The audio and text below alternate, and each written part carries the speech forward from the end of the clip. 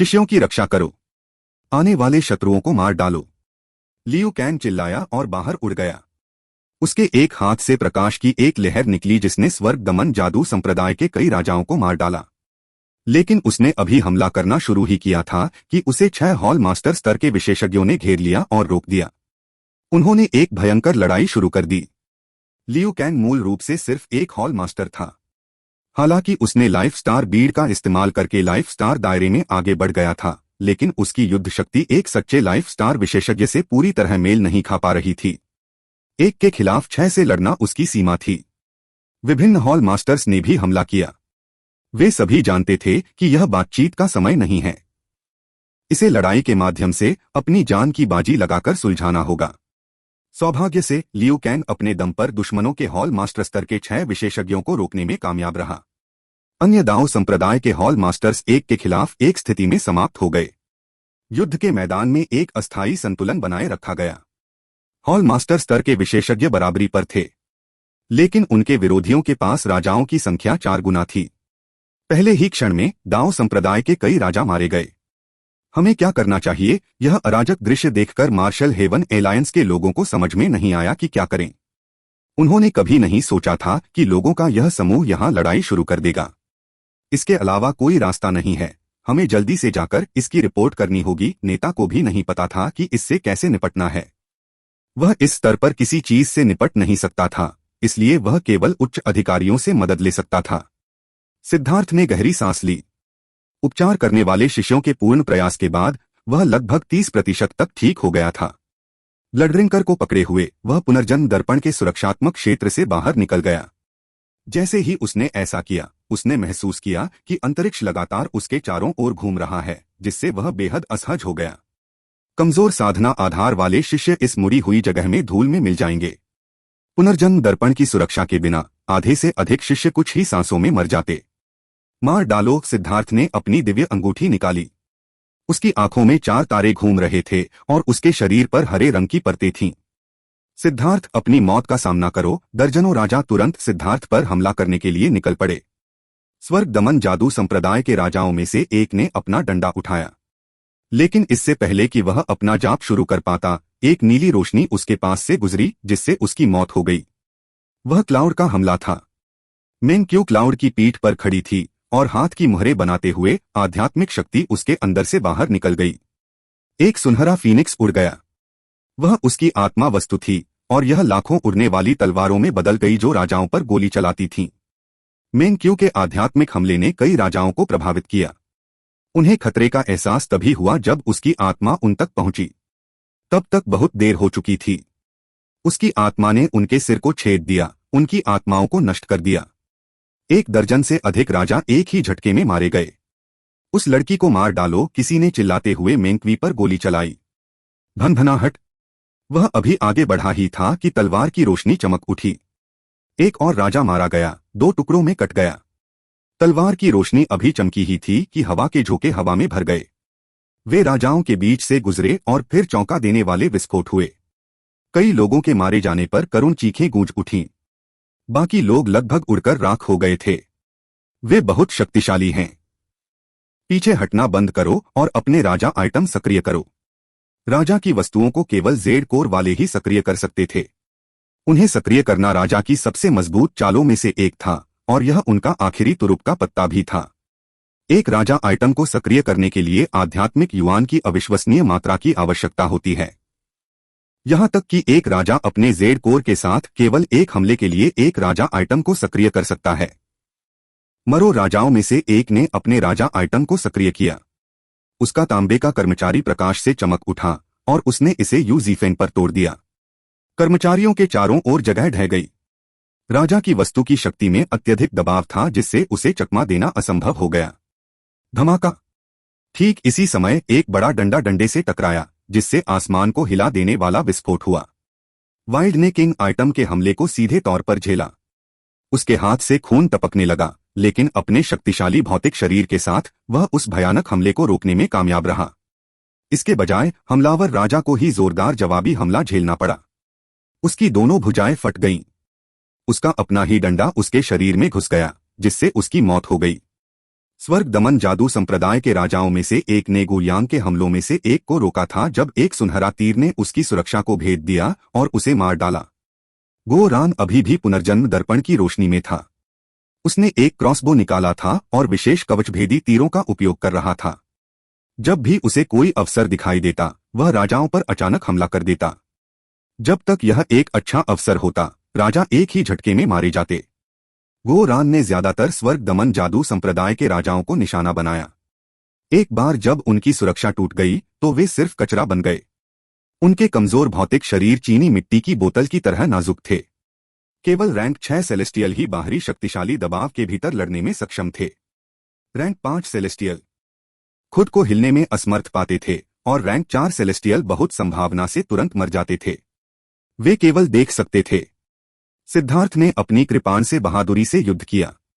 उसने लगातार 7 राजाओं को मार डाला, लेकिन उसका आध्यात्मिक युवान लगभग समाप्त हो चुका था। तांग वानेर और अन्य लोग भी भयंकर युद्ध में फंस गए थे। दुश्मन बहुत ज्यादा थे। जुआनतियान दाओ संप्रदाय के ज्यादातर बुजुर्ग मर रहे थे। अचानक सिद्धार्थ ने 2 आकृतियों को आपस में टकराते देखा। वे दोनों एक ही समय में विस्फोटित हो गए और परस्पर विनाश में मर गए। बड़े शाह उनमें से एक वही शांत प्रतीत होता है कि सुन्न एल्डर शाह था जिसने सिद्धार्थ और अन्य लोगों को पूर्वी बंजर भूमि से लाया था। वह वास्तव में यहां गिर गया था। बॉस, जल्दी से बहन मेंग क्यूई का समर्थन करो। सिद्धार्थ 3 राजाओं से लड़ रहा था जब उसने गुओ रान की आवाज सुनी।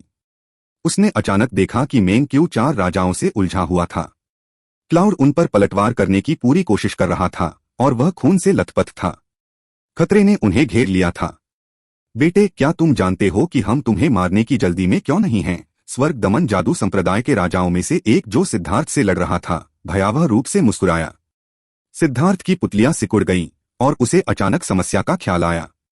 उनका लक्ष्य उसे मारना था। एक बार वह मर गया तो सब कुछ हल हो जाएगा, लेकिन उन्होंने उसे निशाना बनाने के लिए पूरी ताकत नहीं लगाई। इसका मतलब यह था कि वे न केवल उसे मारना चाहते थे बल्कि वे उसे जुआनटियन दाओ संप्रदाय के सभी विशेषज्ञों को मारने के बहाने के रूप में इस्तेमाल करना चाहते थे। तुम्हारी याद दिलाने के लिए धन्यवाद। तुम्हारा शुक्रिया अदा करने के लिए मैं तुम्हें एक दर्द रहित मौत दूंगा। सिद्धार्थ के हाथ में अचानक एक औषधीय गोली आ गई। उसने उसे अपने मुंह में डाला और वह तुरंत घुल गई। सिद्धार्थ के शरीर से एक उन्मत्त ऊर्जा फूट पड़ी। अचानक ड्रैगन और बाघ की दहाड़ सिद्धार्थ के शरीर से निकली।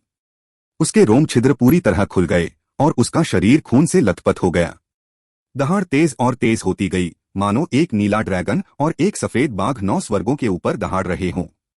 लांग चेन ने अपनी कृपाण काट ली और एक भयानक कृपांछवी उन राजाओं के बीच से गुजरी जिनसे वह लड़ रहा था। उनके बचाव के बावजूद एक पल में सिद्धार्थ मेंग क्यू के बगल में दिखाई दिया। उसने एक मुक्का मारकर राजा के रूनिक बचावों में से एक को नष्ट कर दिया और फिर एक और मुक्का मारा जिससे स्वर्ग दमन जादू संप्रदाय के राजा का शरीर फट गया। अन्य 3 उसके कृपाण से उड़ गए। सिद्धार्थ ने अचानक अपना सिर उठाया और दहाड़ा। एक भयानक आभा आकाश से टकराई। सिद्धार्थ के पीछे दिव्य अंगूठी में अब एक नीले ड्रैगन और सफेद बाघ की धुंधली छवि थी। उस पल में सिद्धार्थ की थका हुआ आध्यात्मिक युवान अचानक पूरी क्षमता पर पहुंच गया। सिद्धार्थ ने जो खाया था वह ड्रैगन टाइगर स्वर्गीय विस्फोट की गोली थी जो उसने अमरपथ में प्राप्त की थी। यह गोली किसी व्यक्ति की शक्ति को कई गुना बढ़ा सकती थी, यहां तक कि समाप्त हो चुके आध्यात्मिक युवान को भी स्वर्ग और पृथ्वी से जबरन ऊर्जा खींचकर तुरंत बहाल किया जा सकता था। इसके अलावा ड्रैगन टाइगर हेवनली एक्सप्लोजन पिल के बारे में सबसे भयानक बात यह थी कि यह किसी व्यक्ति की अव्यक्त प्रतिभा के आधार पर उसकी ताकत को बढ़ाता था। इसे खाने वाला व्यक्ति जितना अधिक प्रतिभाशाली होता था उतनी ही अधिक शक्ति से विस्फोट होता था। अगर सिद्धार्थ ने उस समय ड्रैगन टाइगर हेवनली एक्सप्लोजन पिल का सेवन किया होता तो इसका इतना बड़ा असर नहीं होता। अब उसकी त्वचा भी उसके अंदर से निकल रही बेरसर्क ऊर्जा से फट गई थी। यह शक्ति ऐसी थी जिसे उसका भौतिक शरीर बर्दाश्त नहीं कर सकता था। ऐसा लग रहा था जैसे उसके शरीर के भीतर एक ड्रैगन और एक बाघ भयंकर लड़ाई कर रहे हों। उसकी शक्ति अभी भी पागलपन की हद तक बढ़ रही थी। इसी समय उसके अमर मंच पर बहुत अधिक भार पड़ गया था। उसके शरीर पर दरारें पड़ गई थीं। उसकी शक्ति इतनी बढ़ गई थी कि वह भी उसे सहन नहीं कर सकता था। इससे पता चलता है कि उसकी क्षमता कितनी भयानक थी। फिलहाल वह अभी भी उस शक्ति को सहन करने में असमर्थ था। मार डालो। सिद्धार्थ की आंखों में एक ड्रैगन और एक बाघ दिखाई दिए। यह इस बात का संकेत था कि ड्रैगन टाइगर हेवनली एक्सप्लोजन पिल अपने पूरे असर पर पहुंच गई थी। उसने तांग वानर से लड़ रहे विशेषज्ञों में से एक की ओर गोली चलाई। उसकी कृपाण के एक ही वार से वह व्यक्ति तुरंत विस्फोटित हो गया। सिद्धार्थ की शक्ति बलपूर्वक इस हद तक बढ़ा दी गई थी कि राजा भी एक ही वार में मारे गए। वह पागलों की तरह इधर उधर भागता रहा। कोई भी राजा उसकी शक्ति के सामने टिक नहीं सका। उन्हें भागने का भी मौका नहीं मिला। सिद्धार्थ को मार डालो। 20 से अधिक राजाओं ने तुरंत अपने वर्तमान विरोधियों को छोड़कर सिद्धार्थ पर हमला कर दिया। इससे पहले उन्हें आदेश मिले थे कि वे सिद्धार्थ को मारने में जल्दबाजी न करें और इसके बजाय जुआंटियन दाओ संप्रदाय के बाकी लोगों पर ध्यान केंद्रित करें। अन्यथा एक बार सिद्धार्थ मारा गया तो लड़ाई खत्म हो जाएगी और उनके पास दूसरों को मारने का कोई बहाना या मौका नहीं होगा। लेकिन अब सिद्धार्थ पागलों की तरह उनके राजाओं को मार रहा था और किसी ने अंततः उसे मारने का आदेश दे दिया। आकाश को चीर 2-3 एक विशाल कृपाण प्रतिमा आकाश में उड़ी। यह अब पहले से 10 गुना बड़ी हो गई थी। धमाका! एक ही झटके में 30 से अधिक राजा मारे गए, जिससे लड़ने वाले सभी विशेषज्ञ स्तब्ध रह गए। और तुमने कहा था कि तुम स्वर्गचोर नहीं हो। इतनी कम उम्र में इतना क्रूर होने के लिए तुम्हें अब मार दिया जाना चाहिए। अचानक एक ठंडी चीख गूंजी और एक हाथ जो आकाश में भर गया था सिद्धार्थ की ओर बढ़ा।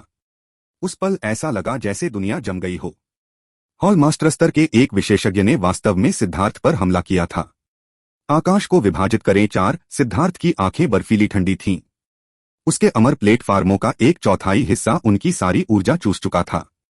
उसके सभी छिद्रों से खून बह रहा था, लेकिन उसकी अभिव्यक्ति अभी भी शांत थी क्योंकि उसने अपनी कृपाण को नीचे गिरा दिया था। समय धीरे धीरे बीत रहा था।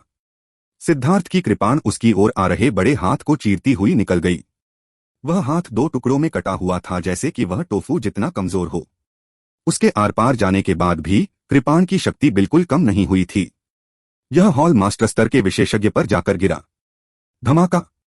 जिस बात ने सबको चौंका दिया वह यह था कि स्वर्ग दमन जादू संप्रदाय के इस विशेषज्ञ ने अपनी सुरक्षा को 2 भागों में काट दिया था और सिद्धार्थ की कृपाण उसके शरीर तक पहुंच गई, जिससे उसका शरीर तुरंत फट गया। वे कैसे चौंके नहीं? सिद्धार्थ वास्तव में इतना भयानक था कि वह हॉल मास्टर स्तर के विशेषज्ञ को मारने में सक्षम था। सिद्धार्थ को खून की उल्टी हुई। उसका पूरा शरीर लाल हो गया और कुछ जगहों पर हड्डियां भी दिखाई देने लगीं। उसकी वर्तमान शक्ति इतनी अधिक थी कि उसका शरीर उसे सहन करने में असमर्थ था। वह जितना अधिक शक्तिशाली कदम उठाता, उसके शरीर पर उतना ही अधिक भार पड़ता। हालांकि उसने इसकी परवाह नहीं की। उसने आदिम अराजकता अंतरिक्ष की जीवन ऊर्जा को प्रसारित किया, जिससे उसकी सभी चोटें तुरंत ठीक हो गईं। बेटे, तुमने मेरे भौतिक शरीर को नष्ट करने की हिम्मत कैसे की? मर जाओ! अचानक हवा में एक पारदर्शी आकृति दिखाई दी। ऋण उसके चारों ओर घूमने लगे और वह सिद्धार्थ पर टूट पड़ा। उसने अपने हाथ में एक छड़ी लहराई। क्या? जुआंतियन दाओ संप्रदाय के शिष्यों ने चौंककर चिल्लाया। वह पारदर्शी आकृति क्या थी? सावधान रहो, यह उसकी युवान आत्मा है। यह भी बहुत शक्तिशाली है, ली चांगफेंग चिल्लाया।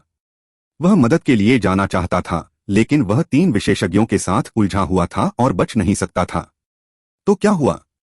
इस बार मैं तुम्हारी युवा स्पिरिट को नष्ट कर दूंगा। सिद्धार्थ ने नाक भौं सिकोड़ी और ब्लडरिंकर को उठाया, एक बार फिर हमला करने की तैयारी में। लेकिन अचानक एक इंद्रधनुषी रोशनी चमकी और एक ब्लैक होल जैसे बड़े मुंह ने युवा स्पिरिट को निगल लिया। क्लाउड, तुम इसे नहीं खा सकते। सिद्धार्थ चौंक गया। यह राजा से भी ऊपर का अस्तित्व था और इसे यूं ही नहीं खाया जा सकता था। लेकिन तब तक बहुत देर हो चुकी थी। क्लाउड ने पहले ही युवा स्पिरिट को अपने पेट में निगल लिया था। बादल अचानक चमकने लगा और उसके शरीर से एक भयानक दबाव फूट पड़ा। सिद्धार्थ और मेंग्क्यूई दोनों के दिल दहल गए। उन्हें डर था कि क्लाउड फट जाएगा। धमाका! एक धमाकेदार ध्वनि गूंजी और हवा में रून दौड़ पड़े। एक भयावह और उन्मत्त आभा फैल गई। क्या? जब रन फीके पड़ गए तो एक विशाल आकृति दिखाई दी। यह 1500 मीटर लंबी थी। बादल भयानक रूणों से घिरा हुआ था। उसकी सुनहरी आंखें ऐसी चमक रही थीं मानो वे अंतरिक्ष को देख सकती हों। वह अविश्वसनीय रूप से राजसी था, एक सच्चे दिव्य घोड़े की तरह। यह आगे बढ़ गया। सिद्धार्थ का दिल कांप उठा। इससे पहले इतने सारे 9वें रैंक के समुद्री राक्षसों को खाकर क्लाउड पहले ही 8वें रैंक के शिखर पर पहुंच चुका था। उसने यह उम्मीद नहीं की थी कि स्वर्ग दमन जादू संप्रदाय के विशेषज्ञ की युवान आत्मा को निगलने के बाद यह सीधे 9वीं रैंक पर पहुंच जाएगा। अब जब यह 9वीं रैंक पर पहुंच गया था तो यह अविश्वसनीय रूप से भयानक था। क्लाउड, जितनी जल्दी हो सके राजाओं को मार डालो, सिद्धार्थ चिल्लाया। अब जब क्लाउड 9वीं रैंक पर पहुंच गया था तो उसे इस बात की चिंता नहीं थी कि वह राजाओं से लड़ेगा। ऐसा हुआ कि दो राजा थे जो अपने राजा वस्तुओं के साथ क्लाउड पर हमला कर रहे थे। क्लाउड ने अपने विशाल पंख फैलाए और उन्हें उन दोनों की ओर फेंक दिया। उनके दो राजा आइटम उड़ गए, जबकि राजा आइटम के स्वामी भयानक सूक्ष्म हवाओं से खूनी धुंध में बदल गए। अच्छा नहीं है, ड्रैगन टाइगर स्वर्गीय विस्फोट की गोली का प्रभाव लगभग खत्म हो गया है। सिद्धार्थ को अचानक पता चला कि ड्रैगन टाइगर हेवनली एक्सप्लोजन पिल की ऊर्जा अपनी सीमा तक पहुंच चुकी थी।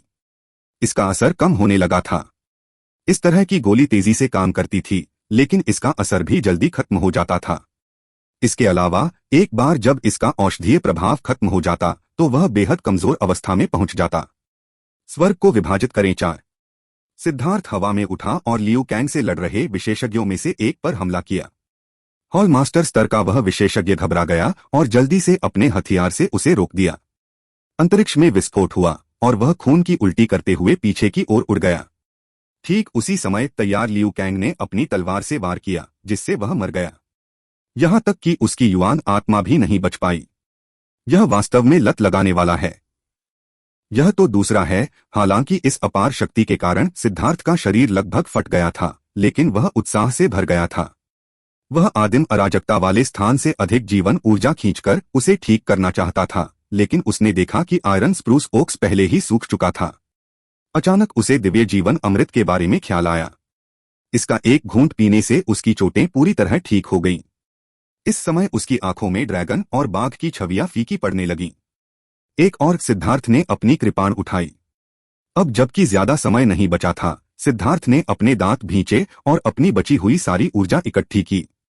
स्वर्ग को विभाजित करो 4। इस बार सिद्धार्थ के हमले ने आधे से ज्यादा युद्ध क्षेत्र को कवर कर लिया। उसकी कृपाण छवि गिर गई, जिसने हॉल मास्टर्स के स्तर के साथ विशेषज्ञों को घेर लिया। धमाका! उनमें से 4 प्राचीन जातियों से थे और उन्होंने खून की उल्टी करते हुए जवाबी हमला किया। अन्य 3 इतने भाग्यशाली नहीं थे क्योंकि वे स्वर्ग दमन जादू संप्रदाय से थे। इसके अलावा जुआंटियन दाओ संप्रदाय के विशेषज्ञ उनसे लड़ रहे थे और उन्हें भागने का कोई मौका नहीं दिया। परिणामस्वरूप वे तीनों मारे गए, केवल उनकी युवान आत्माएं ही भाग गईं।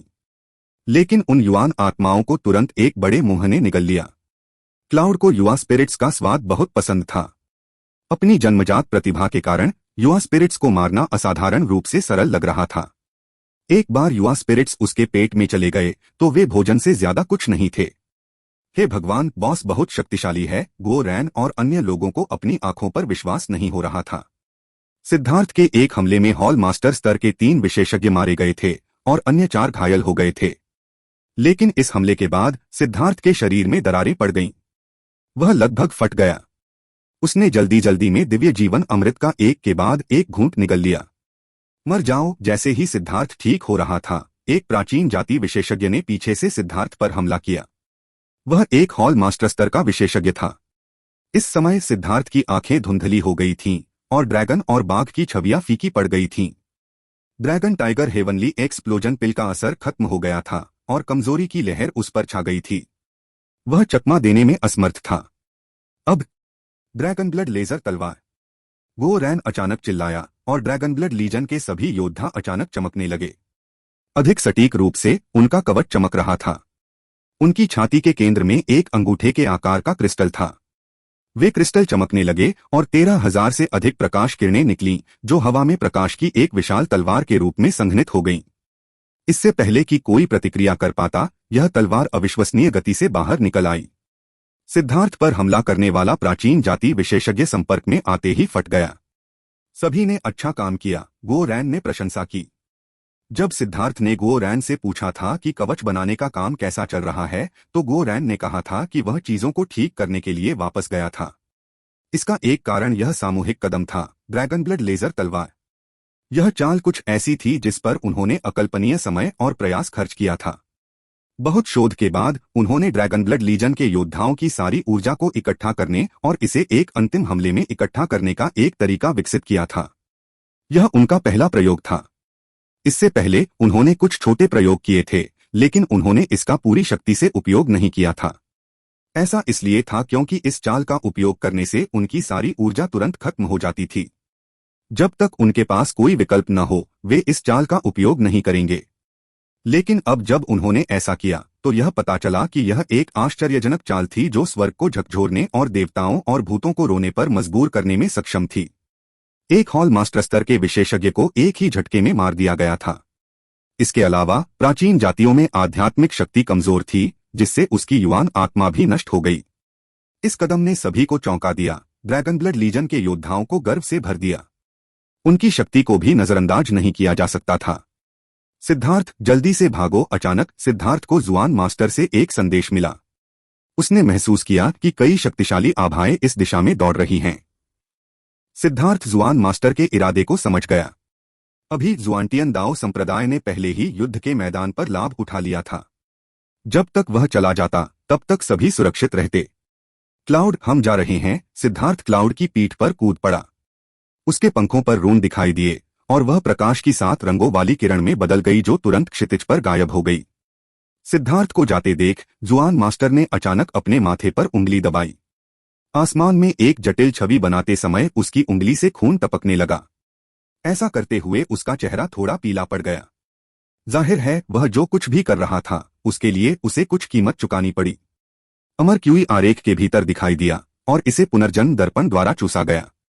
इसका प्रकाश फट गया और प्राचीन जाति विशेषज्ञ मां जिंगकोंग, पिल टॉवर विशेषज्ञ और जुआन जिजी को इसकी शक्ति से वापस उड़ा दिया गया। पुनर्जन्म दर्पण की रोशनी ने जुआनटियन दाओ संप्रदाय के सभी सदस्यों को घेर लिया और वे अचानक गायब हो गए। ली तियानक्सुआन की आवाज पूरे वातावरण में गूंज उठी। मैं ली तियानक्सुआन आज का दिन याद रखूंगा। पहाड़ और नदियां नहीं भूलती हैं और हमारे पास अपने ऋणों को निपटाने के लिए बहुत समय है। लानत है, मां जिंगकोंग ने शाप दिया। उसने और बाकी लोगों ने उन्हें रोकने की कोशिश की थी, लेकिन वे एक कदम बहुत देर से आ गए थे। प्राचीन जाति के विशेषज्ञ की अभिव्यक्ति भी उदास थी। जबकि स्वर्ग दमन जादू संप्रदाय के नुकसान सबसे बुरे थे, उसके भी कुछ बेहतर नहीं थे। उनके हॉल मास्टर स्तर के 3 विशेषज्ञ मर गए थे और लगभग 100 राजा गिर गए थे। पिल टॉवर की टीम भाग्यशाली थी, उनके नुकसान का हिसाब लगाना आसान था। वे ज्यादा लोगों के साथ नहीं आए थे और अब उनमें से सिर्फ एक ही बचा था। ठीक इसी समय अंतरिक्ष में कंपन होने लगा क्योंकि अनगिनत प्राचीन जाति विशेषज्ञ प्रकट हुए। प्राचीन जाति विशेषज्ञ ने अतिरिक्त बल के लिए आवाज लगाई थी, इसलिए आसपास के सभी प्राचीन जाति विशेषज्ञ आ गए थे। लेकिन तब तक बहुत देर हो चुकी थी। चलो सिद्धार्थ का पीछा करते हैं, किसी ने सुझाव दिया। यह बेकार है। वह पक्षी, यह एक महान बादल का पीछा करने वाला स्वर्ग निगलने वाला गौरैया होना चाहिए। इसकी गति अतुलनीय है और इतनी बड़ी बढ़त के साथ हम संभवतः इसे पकड़ नहीं सकते। किसी ने तुरंत उस विचार को खारिज कर दिया। यह बादलों का पीछा करने वाली स्वर्ग को निगलने वाली गौरैया है। अच्छा, तो मैं इसकी रिपोर्ट जुआन जानवरों को दूंगा। एक बार जब उन्हें पता चलेगा कि जुआनियन दाओ संप्रदाय जुआन जानवरों के एक गद्दार को शरण दे रहा है, तो मुझे आश्चर्य है कि वे क्या करेंगे। प्राचीन जाति विशेषज्ञ ने भयावह रूप से मुस्कुराया। आज सिद्धार्थ ने उसके और प्राचीन जातियों के बीच की दुश्मनी को पूरी तरह से पुख्ता कर दिया था। उसने उनमें से बहुत से लोगों को मार डाला था और यह उनके चेहरे पर एक तमाचा था। दाओवादी जुआन जीजी, क्या आप सिद्धार्थ की स्थिति की गणना कर सकते हैं? मां जिंगकोंग ने पूछा। यह असंभव है। वह स्वर्ग का अधिकारी है और अगर मैं सीधे उसके बारे में कुछ भी गणना करने की कोशिश करता हूं तो मैं स्वर्ग द्वारा मारा जाऊंगा। जब मैंने उसका भविष्य गणना करने की कोशिश की तो क्या हुआ, इस पर एक नजर डालें। जुआन जिजी ने अपना नंगा कंधा दिखाया, जिससे सभी को ठंडी सांस लेने का मौका मिला।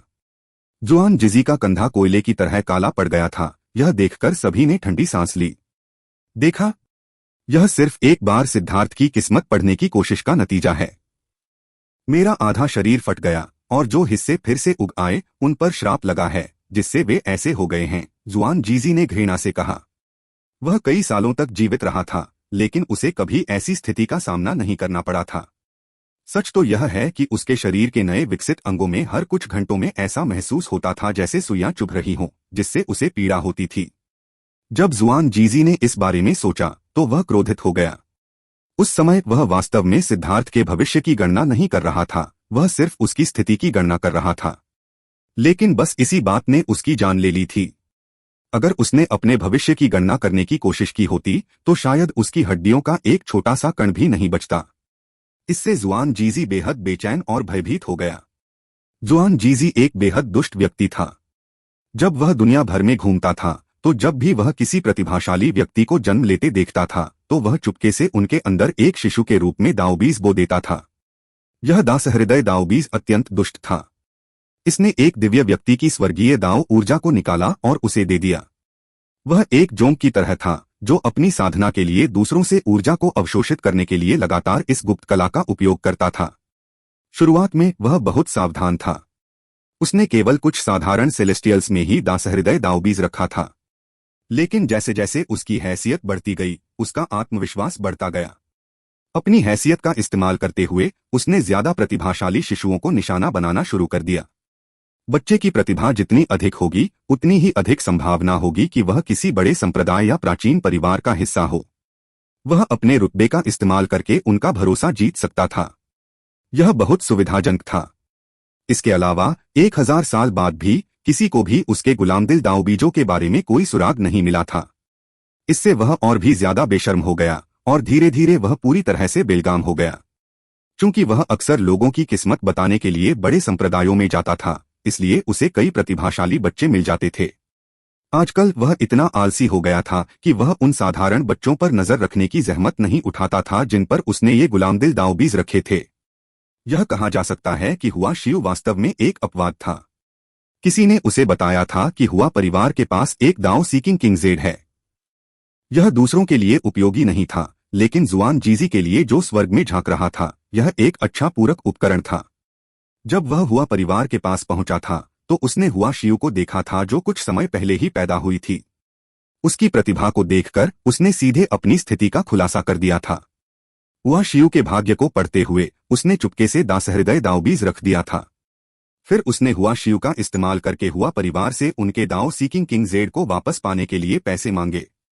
लेकिन हुआ परिवार ने मना कर दिया जिससे जुआन जीजी नाराज हो गया। उसने कहा कि हुआ शिव के जीवन में 3 कष्ट होंगे और उसका जीवन काल 23 से अधिक नहीं होगा। 3 कष्ट कुछ ऐसे थे जो जुआन जीजी ने उसके भाग्य में पढ़े थे जबकि उसका सीमित जीवन काल वह था जो उसने खुद तय किया था। जिन लोगों के अंदर उसका दासहृदय दाऊबीज था उनका जीवन और मृत्यु उसके हाथों में थी। लोगों को उसके प्रति अधिक आदर दिखाने के लिए वह कभी कभी एक दिव्य गणना करता था कि कोई व्यक्ति निकट भविष्य में मरने वाला है। लेकिन इस बार वह सिद्धार्थ से टकरा गया था। जुआन जीजी को इस बात का बहुत पछतावा था। आखिर उसने उस समय सिद्धार्थ को धमकी देने की मूर्खता क्यों की? अगर उसने सिद्धार्थ को गुलामदिल दाऊबीज को हटाने की अनुमति दे दी होती तो सब कुछ ठीक हो जाता। हुआ परिवार उसे इसके लिए दोषी ठहराने की हिम्मत नहीं करता। सबसे महत्वपूर्ण बात इसका कोई सबूत नहीं था। कोई भी कुछ नहीं कर पाता। लेकिन सिद्धार्थ अलग था। सिद्धार्थ की स्थिति का आकलन करने में विफल रहने के बाद उसे अपनी आधी जिंदगी गंवानी पड़ी। उसके दिल में बेचैनी की एक तीव्र भावना भर गई थी। उसे लगा कि उसके लिए चीजें खराब होने वाली हैं। अगर सिद्धार्थ ने यह जानकारी किसी को दी तो वह सम्मान खो देगा। इसीलिए उसने कहा कि सिद्धार्थ स्वर्ग हथियार है। सिद्धार्थ का विकास वास्तव में विचित्र था और एक महान स्वर्गाधिग्रहणकर्ता के समान था। वह कितना दबंग था और उसके शातिर तरीके। जुआन जीजी को लगा कि उस पर स्वर्गाधिग्रहणकर्ता होने का आरोप लगाना सबसे अच्छा विकल्प था। जैसा कि ताओवादी जुआन जीजी ने कहा, सिद्धार्थ स्वर्गचोर है। हमें तुरंत धार्मिक मार्ग के गिरफ्तारी वारंट को शुरू करना चाहिए और उसे किसी भी कीमत पर मार देना चाहिए, मां जिंगकोंग ने कहा।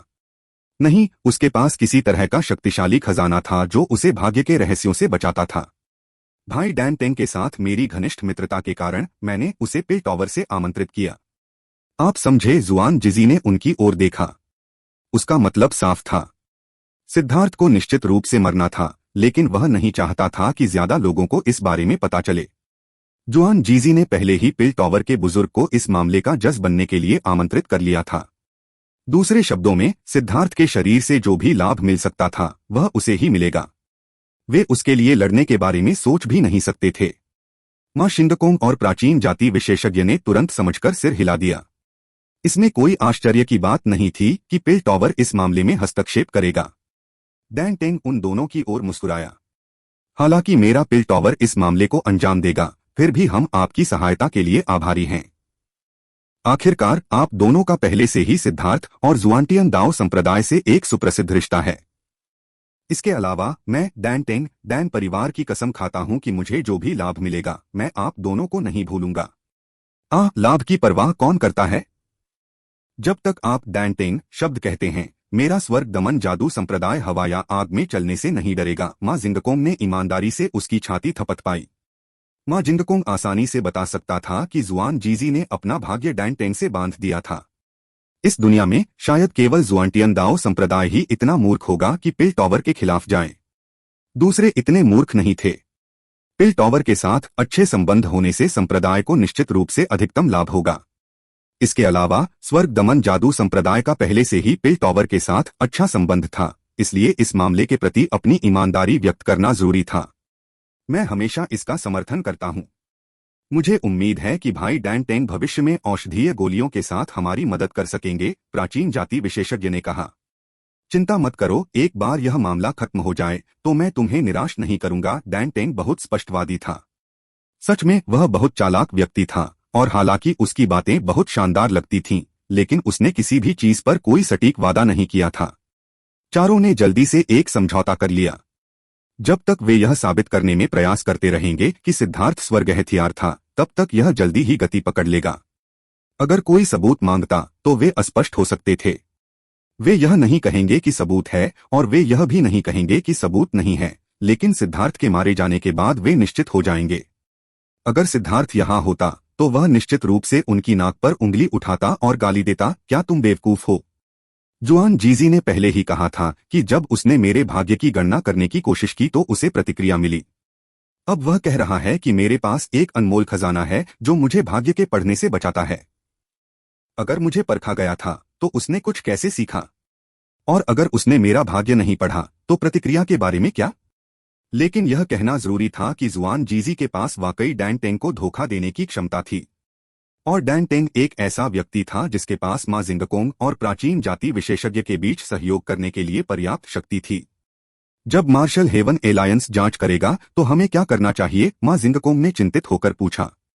डरने की कोई जरूरत नहीं है। मार्शल हेवन एलायंस शक्तिशाली, हमेशा सख्त और निष्पक्ष हो सकता है, लेकिन ऐसी कई चीजें हैं जिनके लिए उन्हें सबूत की जरूरत होती है। यह उनके लिए बहुत असुविधाजनक है। हम उन्हें यह कहकर रोक देंगे कि हमें संदेह है कि सिद्धार्थ एक स्वर्गाधिग्रहण करता है, लेकिन सबूत के लिए हम उन्हें बाद में देंगे।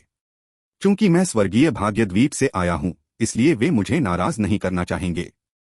हालांकि मुझे 100% यकीन है कि सिद्धार्थ एक स्वर्गाधिग्रहण करता है, लेकिन भाग्य के पढ़ने से उसे बचाने वाले खजाने को हटाए बिना मैं कुछ भी साबित नहीं कर सकता।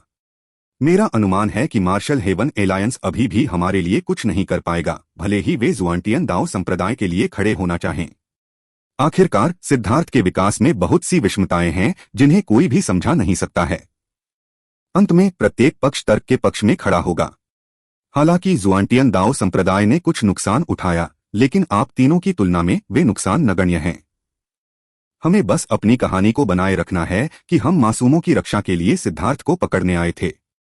अगर जुआनटियन दाओ संप्रदाय ने उसे आसानी से सौंप दिया होता तो यह सब कुछ नहीं होता, लेकिन इसके बजाय उन्होंने अपने ब्लेड से हम पर क्रूरतापूर्वक हमला किया।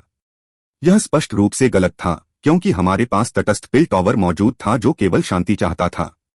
जुआनटियन दाओ संप्रदाय ने स्पष्ट रूप से इसलिए हमला किया क्योंकि वे दोषी महसूस कर रहे थे। इस तरह जुआनटियन दाओ संप्रदाय इस मामले के लिए अधिक जिम्मेदार होगा।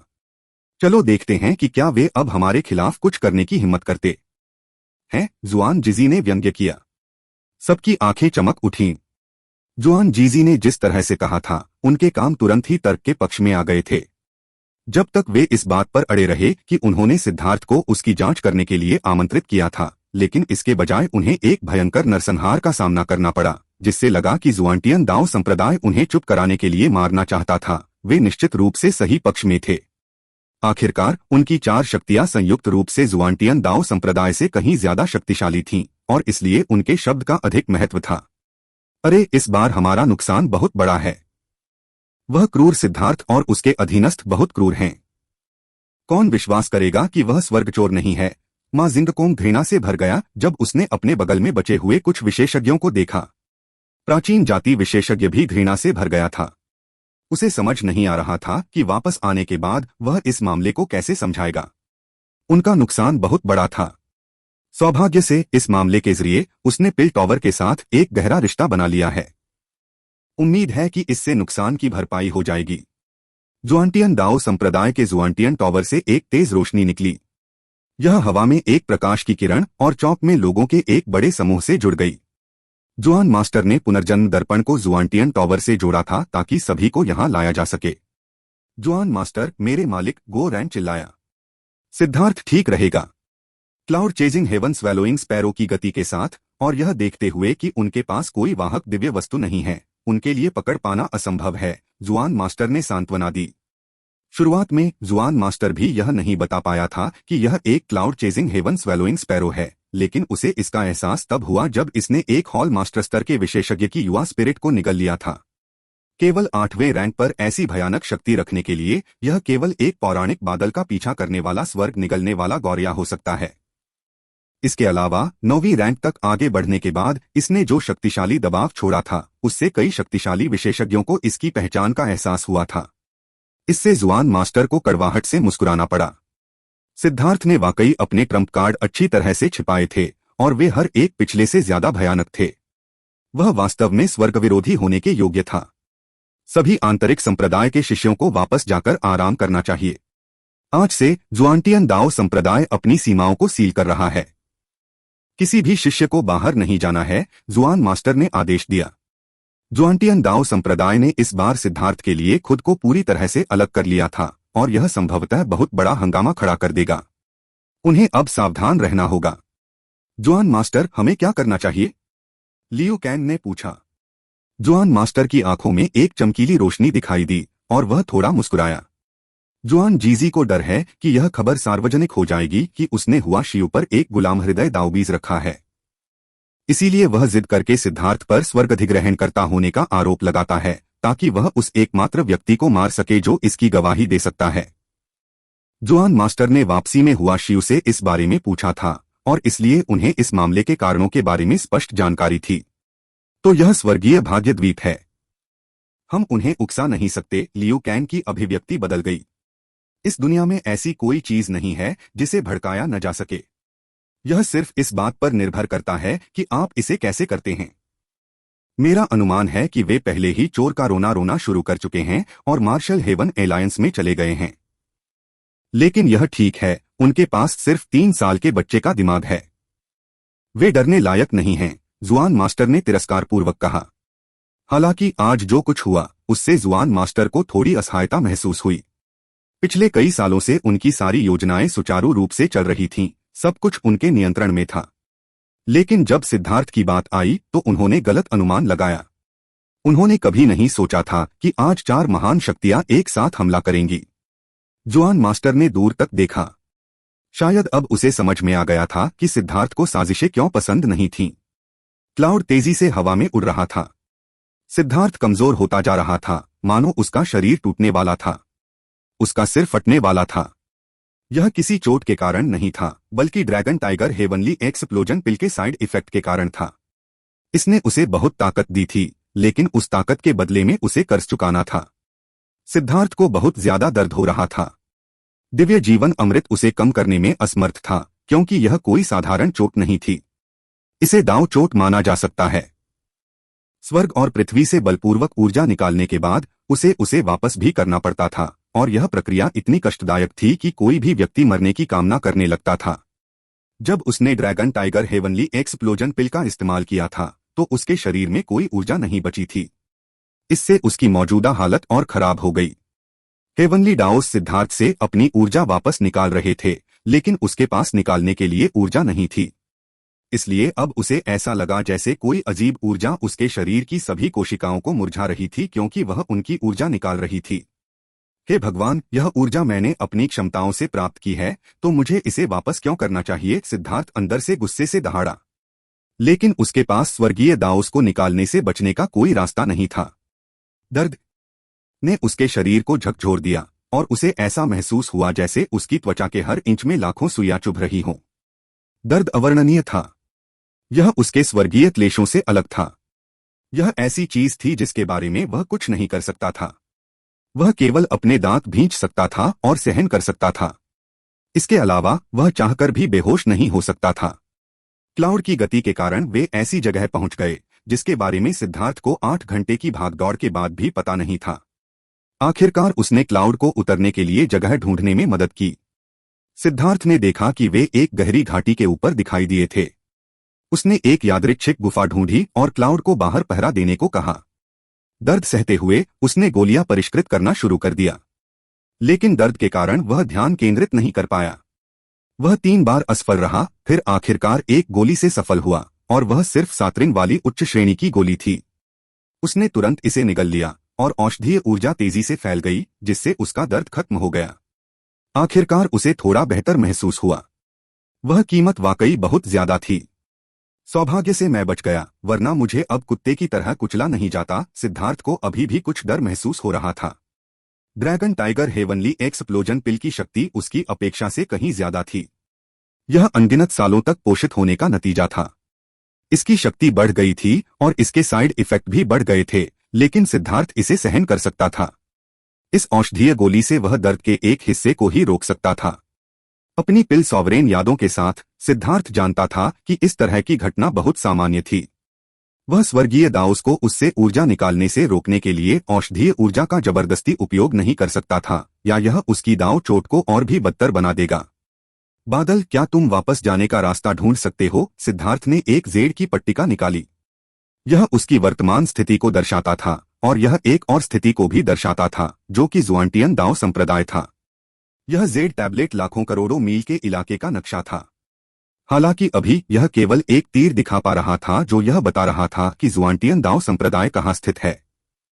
वे दोनों इतने दूर थे कि यह सटीक रूप से यह बताने में असमर्थ था कि जुआंटियन दाव संप्रदाय वास्तव में कहाँ था।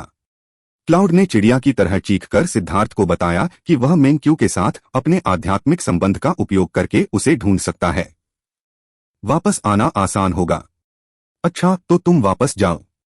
मेंकी और बाकी लोगों को बता दो कि मैं सुरक्षित और ठीक हूं, लेकिन अभी मेरे लिए वापस जाना सुविधाजनक नहीं है, सिद्धार्थ ने कहा। बादल ने धीमी सी चिड़िया जैसी आवाज निकाली। सिद्धार्थ ने हल्के से मुस्कुराते हुए कहा, चिंता मत करो, मैं कुछ दिनों के लिए यहाँ आराम करूंगा और जब मैं ठीक हो जाऊंगा तो मैं स्वर्ग विभाजन युद्ध संप्रदाय की यात्रा करने के बारे में सोच रहा हूँ। अगर मैं फिर भी नहीं गया तो यह मेरे लिए अनुचित होगा। तभी क्लाउड ने अपने पंख फैलाए और सिद्धार्थ की नजरों से ओझल हो गया।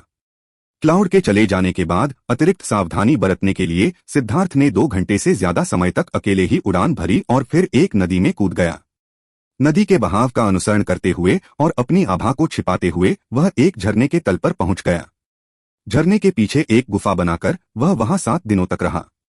सिद्धार्थ ने वे 7 दिन जमीन पर पड़े पड़े बिताए। उनमें जरा सी भी ऊर्जा नहीं थी। उनमें सांस लेने की भी शक्ति नहीं थी। उसने बिल्कुल भी संघर्ष नहीं किया। उसने बस इस दौरान स्वर्गीय दाउस को लगातार अपनी ऊर्जा निकालने दिया। आखिरकार 7वें दिन के बाद वह भावना गायब हो गई। इस समय उसके शरीर से एक विस्फोटक ध्वनि निकली। उसकी प्रत्येक कोशिका भूखे भेड़ियों की तरह बन गई, जो पागलों की तरह स्वर्ग और पृथ्वी की ऊर्जा को खा रही थी। सिद्धार्थ ने युवा स्पिरिट स्टोन भी निकाले और उनकी ऊर्जा को अवशोषित किया। दुर्भाग्य से उसके पास इतने युवा स्पिरिट स्टोन नहीं बचे थे। उसके पास सिर्फ 2 लाख थे, क्योंकि उसे डर था कि वह उन सभी का इस्तेमाल करने से खुद को नहीं रोक पाएगा, इसलिए उसने बाकी को दूसरों में बांट दिया था। अफसोस की बात है कि कुछ लाख युआन के आत्मिक पत्थरों की ऊर्जा ही उसके आधे ठीक होने के लिए पर्याप्त थी। यह महसूस करते हुए कि वह 50% तक ठीक हो गया है, सिद्धार्थ ने आखिरकार राहत की सांस ली। कमजोर होने का एहसास अच्छा नहीं था। अब भले ही वह दुश्मनों से भिड़ जाए, लेकिन उसे थोड़ा आत्मविश्वास मिलेगा। सिद्धार्थ इसके बाद तुरंत बाहर नहीं गया। वह ठीक होने लगा, क्योंकि सिर्फ उसे ही ठीक होने की जरूरत नहीं थी। लेई लॉन और हो लॉन को भी समय की जरूरत थी, क्योंकि उन्होंने पिछली लड़ाई में अपनी सारी ऊर्जा खर्च कर दी थी। मेंक्यू और अन्य लोगों ने क्लाउड के लौटने से पहले 3 दिनों तक बेसब्री से इंतजार किया। यह सुनकर कि सिद्धार्थ ठीक है, ड्रैगन ब्लड लीजन का उत्साह बढ़ गया। जब जुआन मास्टर ने सुना कि सिद्धार्थ अस्थायी रूप से वापस नहीं आ रहा है, तो वह अपना सिर हिलाए बिना नहीं रह सका। वह सिद्धार्थ के इरादों को समझ गया। वह जुआंटियन दाओ संप्रदाय के लिए परेशानी खड़ी करने के बारे में चिंतित था और वह नहीं चाहता था कि वे सभी का लक्ष्य बने। इससे जुआन मास्टर को बहुत गुस्सा आया।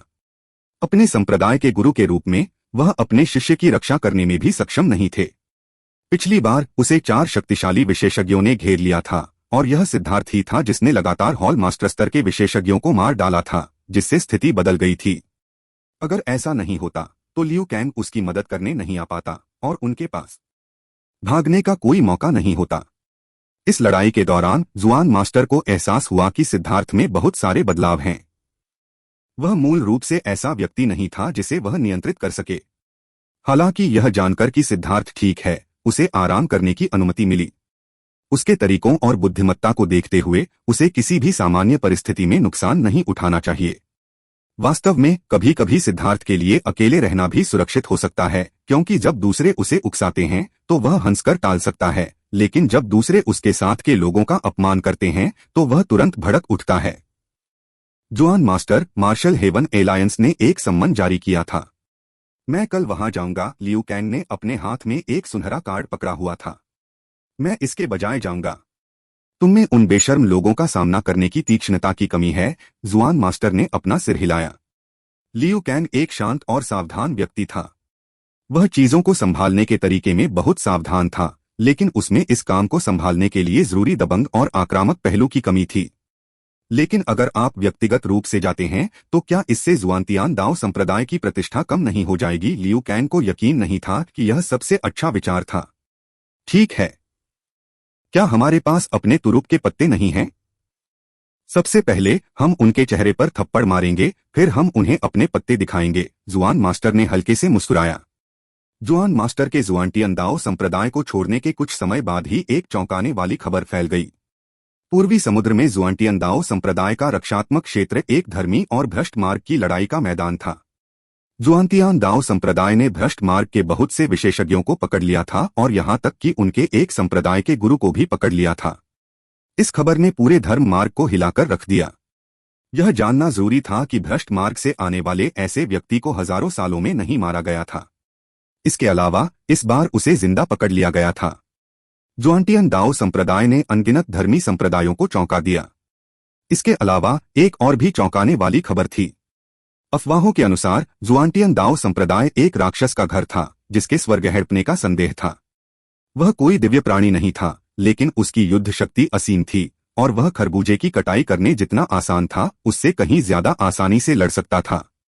जब प्राचीन जातियों, स्वर्ग दमनकारी जादू संप्रदाय, पिल टॉवर और ग्रैंड हान प्राचीन राष्ट्र में स्वर्गीय भाग्य मंडप ने उसे पकड़ने की कोशिश की थी तो उसने भयंकर रूप से जवाबी हमला किया था, लगातार राजाओं को मार डाला था। फिर अपनी क्षमता को बढ़ाने वाली एक गोली से उसने कई आत्मा परिवर्तन विशेषज्ञों को गंभीर नुकसान पहुंचाया और अंत में उनमें से कई की मौत हो गई। इस खबर ने अनगिनत संप्रदायों को चकित कर दिया। मार्शल हेवन एलायंस को मध्यस्थ बनाकर जुआन मास्टर ने 4 महान शक्तियों के नेताओं से मुलाकात की। जुआन जीजी ने दृढ़ता से गवाही दी कि सिद्धार्थ एक स्वर्ग कब्जा करता था। उसने सभी प्रकार के संदिग्ध बिंदुओं को सामने लाया। उसकी लार उसके निरंतर प्रवाह से उड़ रही थी। प्राचीन जातियों, स्वर्ग दमन जादू संप्रदाय और गोली टॉवर सभी ने उसकी गवाही का समर्थन किया। जुआन मास्टर ने जुआनतियान दाओ संप्रदाय के गुरु के रूप में अपने नाम का उपयोग करते हुए सीधे शपथ ली थी कि यदि सिद्धार्थ वास्तव में स्वर्ग अधिग्रहण करता था तो वह तुरंत जुआनतियान दाओ संप्रदाय को भंग कर देगा। इतनी गंभीर गारंटी के बाद विरोधियों को समझ में नहीं आया कि क्या कहें। जुआन मास्टर उन्हें बहुत सीधे तौर पर बता रहे थे कि सिद्धांत या संदेह के बारे में बात करने की कोशिश न करें। उन्होंने गारंटी दी कि सिद्धार्थ स्वर्ग हथियार नहीं था और अगर वह गलत था तो उसका संप्रदाय तुरंत हवा में धुएं की तरह गायब हो जाएगा। इससे मार्शल हेवन एलायंस के लोग भी हैरान रह गए। जुआनटियन दाओ संप्रदाय के नेता के रूप में ली तियानक्सुआन संभवतः लापरवाही से ऐसी बात नहीं कह सकता था। इसके अलावा मार्शल हेवन एलायंस में जुआनटियन दाओ संप्रदाय की प्रतिष्ठा बहुत अच्छी थी। एलायंस के कई विशेषज्ञ जुआनटियन दाओ संप्रदाय का बहुत सम्मान करते थे। यह देखकर कि ली तियानक्सुआन ने ऐसा वादा करने का साहस किया, जुआनतियन दाओ संप्रदाय के पक्ष में खड़े लोगों ने प्राचीन जातियों और स्वर्ग दमन जादू संप्रदाय को चेतावनी दी कि वे किसी निर्दोष व्यक्ति पर गलत आरोप न लगाएं। क्योंकि ली तियानक्सुआन ने जुआनटियन दाओ संप्रदाय के भविष्य को अपने दांव के रूप में लिया था, इसलिए यह मामला बेहद गंभीर हो गया। अगर प्राचीन जातियां, स्वर्ग दमन करने वाला जादू संप्रदाय और पिल टॉवर यह कहना जारी रखना चाहते थे कि सिद्धार्थ स्वर्ग हड़पने वाला था तो उन्हें भी बराबर दाव लगाना होगा। दूसरे शब्दों में ली तियानक सुआन उनके साथ जुआ खेल रहा था और मार्शल हेवन एलायंस इसे लागू करने वाला था। अगर सिद्धार्थ स्वर्ग हथियार था तो जुआनटियन दाओ संप्रदाय तुरंत इस दुनिया से गायब हो जाएगा। लेकिन अगर सिद्धार्थ स्वर्ग हथियार नहीं था तो प्राचीन जातियां, स्वर्ग दमन जादू संप्रदाय और पिल टॉवर सिर्फ माफी मांगकर इसे टाल नहीं सकते थे। स्पष्ट रूप से कहें तो यह उन्हें अपने पैसे को उसी जगह लगाने के लिए मजबूर कर रहा था जहां वे कहते थे। अगर उन्हें इतना भरोसा था कि सिद्धार्थ स्वर्ग हथियार है तो आकर जुआ खेलें। परिणामस्वरूप प्राचीन जातियां, स्वर्ग दमन जादू संप्रदाय और पिल टॉवर कुछ भी कहने की हिम्मत नहीं कर पाए। यह समस्या बहुत बड़ी हो गई थी, खासकर प्राचीन जातियों का प्रतिनिधित्व करने वाले विशेषज्ञ के लिए। वह प्राचीन जातियों में से एक जाति का सदस्य मात्र था और वह उस जाति का नेता भी नहीं था। अगर वह इस बात पर सहमत हो जाता और कसम खाता कि सिद्धार्थ स्वर्ग हथियार है, तो अगर वह गलत था तो प्राचीन जाति गठबंधन अपनी सारी प्रतिष्ठा खो देगा। उसे प्राचीन जाति गठबंधन से भी बाहर निकाल दिया जाएगा। इतने भयानक जुए के सामने उसका आत्मविश्वास डगमगा गया। खुद जुआन जीजी भी अवाक रह गया। उसने भी इस तरह जुआ खेलने की हिम्मत नहीं की थी। अगर अंत में यह साबित हो जाता है कि सिद्धार्थ स्वर्ग पर कब्जा करने वाला नहीं है, तो उनकी तीनों शक्तियां बिखर जाएंगी और वे शायद बदला लेने के लिए धरती के छोर तक उसका पीछा करेंगे। शायद जुआन जीजी दूसरों से नहीं डरता था, लेकिन पिल टॉवर फिर भी उसे मार सकता था। यहां तक कि स्वर्गीय भाग्य द्वीप भी उसे पिल वैली से नहीं बचा सकता था। एक ही वाक्य में जुआन मास्टर ने चारों चेहरों पर जोरदार तमाचा मारा। उसने मार्शल हेवन एलायंस के साथ पकड़े गए भ्रष्ट विशेषज्ञों को समुद्र के बराबर संसाधनों के बदले में बदल दिया और वापस लौट आया।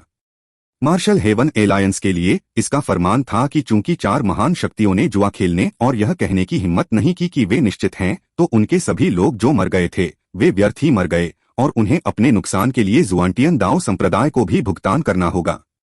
भविष्य में उन्हें सिद्धार्थ के साथ परेशानी नहीं उठानी थी या मार्शल हेवन एलायंस उन्हें रोक देगा। वे चारों वहां से निकल गए। ऐसा लग रहा था जैसे उन्होंने अभी अभी मल का एक कटोरा निगल लिया हो। यह परिणाम उनकी उम्मीदों से बिल्कुल अलग था। इस घटना के कुछ दिनों बाद सिद्धार्थ आखिरकार अपने एकांतवास से बाहर आया। पूरी तरह से स्वस्थ होने के बाद उसने अपनी जेड टैबलेट को सक्रिय किया ताकि यह पता चल सके कि वह वास्तव में कहाँ है। वह आश्चर्यचकित होने से खुद को रोक नहीं सका। सिद्धार्थ को एहसास हुआ कि उसकी जेड पट्टिका पर लिखा था कि वह वर्तमान में ग्रैंडजिया प्राचीन राष्ट्र के भीतर था। केंद्रीय मैदानों में अनगिनत संप्रदाय और दाओ के हजारों विचारधाराएं थीं, लेकिन चार विशेष शक्तियां थीं, चार प्राचीन राष्ट्र। ग्रैंडजिया प्राचीन राष्ट्र, ग्रैंड हान प्राचीन राष्ट्र, ग्रैंड झो प्राचीन राष्ट्र और ग्रैंड चू प्राचीन राष्ट्र। इन चार राष्ट्रों की विरासत ऐसी थी जिसका पता अमर युग से लगाया जा सकता है। चार भव्य प्राचीन राष्ट्र भयानक अस्तित्व वाले थे, जिनकी अपनी गहरी नींव और शक्तिशाली दिव्य वस्तुएं थीं जो उनके कर्म भाग्य की रक्षा करती थीं। सबसे महत्वपूर्ण बात यह है कि चार प्राचीन राष्ट्रों के पास बहुत बड़े भूभाग पर नियंत्रण था। उनकी आबादी बहुत ज्यादा थी और उनके पास प्रचुर प्राकृतिक संसाधन भी थे। कोई भी संप्रदाय उनकी बराबरी नहीं कर सकता था। इसलिए भले ही केंद्रीय मैदानों पर संप्रदायों का प्रभुत्व था, लेकिन चार प्राचीन राष्ट्र अभी भी महान थे। वे संप्रदायों से अलग थे और उन्होंने अभी भी एक शाही शासन बनाए रखा था। प्रत्येक प्राचीन राष्ट्र के पास एक भयानक आधार था, जिसके कारण जुआनटियन दाओ संप्रदाय जैसा विशाल अस्तित्व भी उन्हें भड़काना नहीं चाहता था। ग्रैंडजिया प्राचीन राष्ट्र मध्य मैदानों के पूर्वी भाग में स्थित था। उनका क्षेत्र पूर्वी बंजर भूमि में 10 से अधिक प्रांतों जितना बड़ा था। जहां तक सिद्धार्थ की बात है, वह बस किनारे पर था। यह बात उसे वास्तव में बहुत खुश कर रही थी, क्योंकि झेन वेनलोंग ने उसे बताया था कि मूल शैतान जाति का गढ़ ग्रैंडजिया प्राचीन राष्ट्र की शाही राजधानी के भीतर स्थित था। मुझे आश्चर्य है कि क्या यू शियाओ कियान वहां है। मुझे जाकर देखना चाहिए। सिद्धार्थ ने ग्रैंडजिया में और भी गहराई तक दौड़ना शुरू कर दिया, लेकिन 2 विशाल पहाड़ों को पार करने के बाद वह चौंक कर रुक गया। उसके सामने एक अंथीन पर्वत श्रृंखला थी और उसके चारों ओर प्रकाश की कई परतें थीं। यह स्पष्ट रूप से एक संरचना का संकेत दे रहा था, लेकिन यह तो पागलपन था। क्या ग्रैंडजिया की पूरी सीमा एक संरचना से ढकी हुई थी? हर दिन ऐसी चीज को बनाए रखने में कितना खर्च आता था? नए लोग जो ग्रैंडजिया के क्षेत्र में प्रवेश करना चाहते हैं, अपने पहचान पत्र के साथ पंजीकरण करवाएं। पर्वत श्रृंखला के भीतर एक बड़ा शहर का द्वार था और उसके ऊपर एक विशेषज्ञ चिल्ला रहा था। उसने दूर से ही हैरान सिद्धार्थ को स्पष्ट रूप से देखा था। दरवाजे पर निगरानी रखने वाला भी समुद्री विस्तार विशेषज्ञ हो सकता है। इस ग्रैंड जिया की नींद पागल होनी चाहिए। सिद्धार्थ सदमे से भर गया। कृपया मुझे अपना पहचान पत्र दिखाइए। सिद्धार्थ गेट के सामने पहुंचा। गेट के रक्षक ने देखा कि सिद्धार्थ एक फाउंडेशन फोर्जिंग विशेषज्ञ था और तुरंत थोड़ा और विनम्र हो गया। सिद्धार्थ ने अपना जुआंटियन दाओ संप्रदाय का बैच सौंप दिया। उस व्यक्ति ने उसे पत्थर की पट्टिका पर लहराते हुए चेक किया। पत्थर की पट्टिका पर तुरंत शब्द उभर आए, जुआंटियन दाओ संप्रदाय का मुख्य शिष्य सिद्धार्थ। सिद्धार्थ को कभी नहीं पता था कि इस बैच का इतना उपयोग हो सकता है। इसका इस्तेमाल प्राचीन देशों में प्रवेश करने के लिए भी किया जा सकता है। कोई आश्चर्य नहीं कि आप इतनी कम उम्र में फाउंडेशन फोर्जिंग क्षेत्र में पहुंच गए हैं। तो आप जुआंटियन दाओ संप्रदाय के एक मुख्य शिष्य हैं। मेरी अशिष्टता के लिए मुझे माफ करें। ईर्ष्या तुरंत इस व्यक्ति की आंखों में दिखाई दी और उसकी सतर्क अभिव्यक्ति शांत हो गई। आप बहुत विनम्र हैं। मैं भाग्यशाली हूं कि मुझे यह दर्जा मिला, सिद्धार्थ ने कहा। भाई लॉन्ग, क्या आप मेरे ग्रैंड जिया की यात्रा आनंद के लिए कर रहे हैं या व्यवसाय के लिए? गार्ड ने पूछा जब उसने देखा कि सिद्धार्थ से बात करना आसान था। आखिरकार सिद्धार्थ एक फाउंडेशन फोर्जिंग विशेषज्ञ और जुआंटियन दाओ संप्रदाय का एक मुख्य शिष्य था। उसके जैसे सीमा रक्षक के लिए सिद्धार्थ से थोड़ी देर बात करना ही उसके लिए अपने साथियों के सामने शेखी बघारने के लिए पर्याप्त होगा। संप्रदाय की साधना तकनीकें बहुत नीरस हैं और मेरे हॉल मास्टर ने कहा कि मेरा दाव हृदय पर्याप्त रूप से स्थिर नहीं है। उन्होंने मुझे अपने दाव हृदय को स्थिर करने के लिए इधर उधर घूमने का आदेश दिया।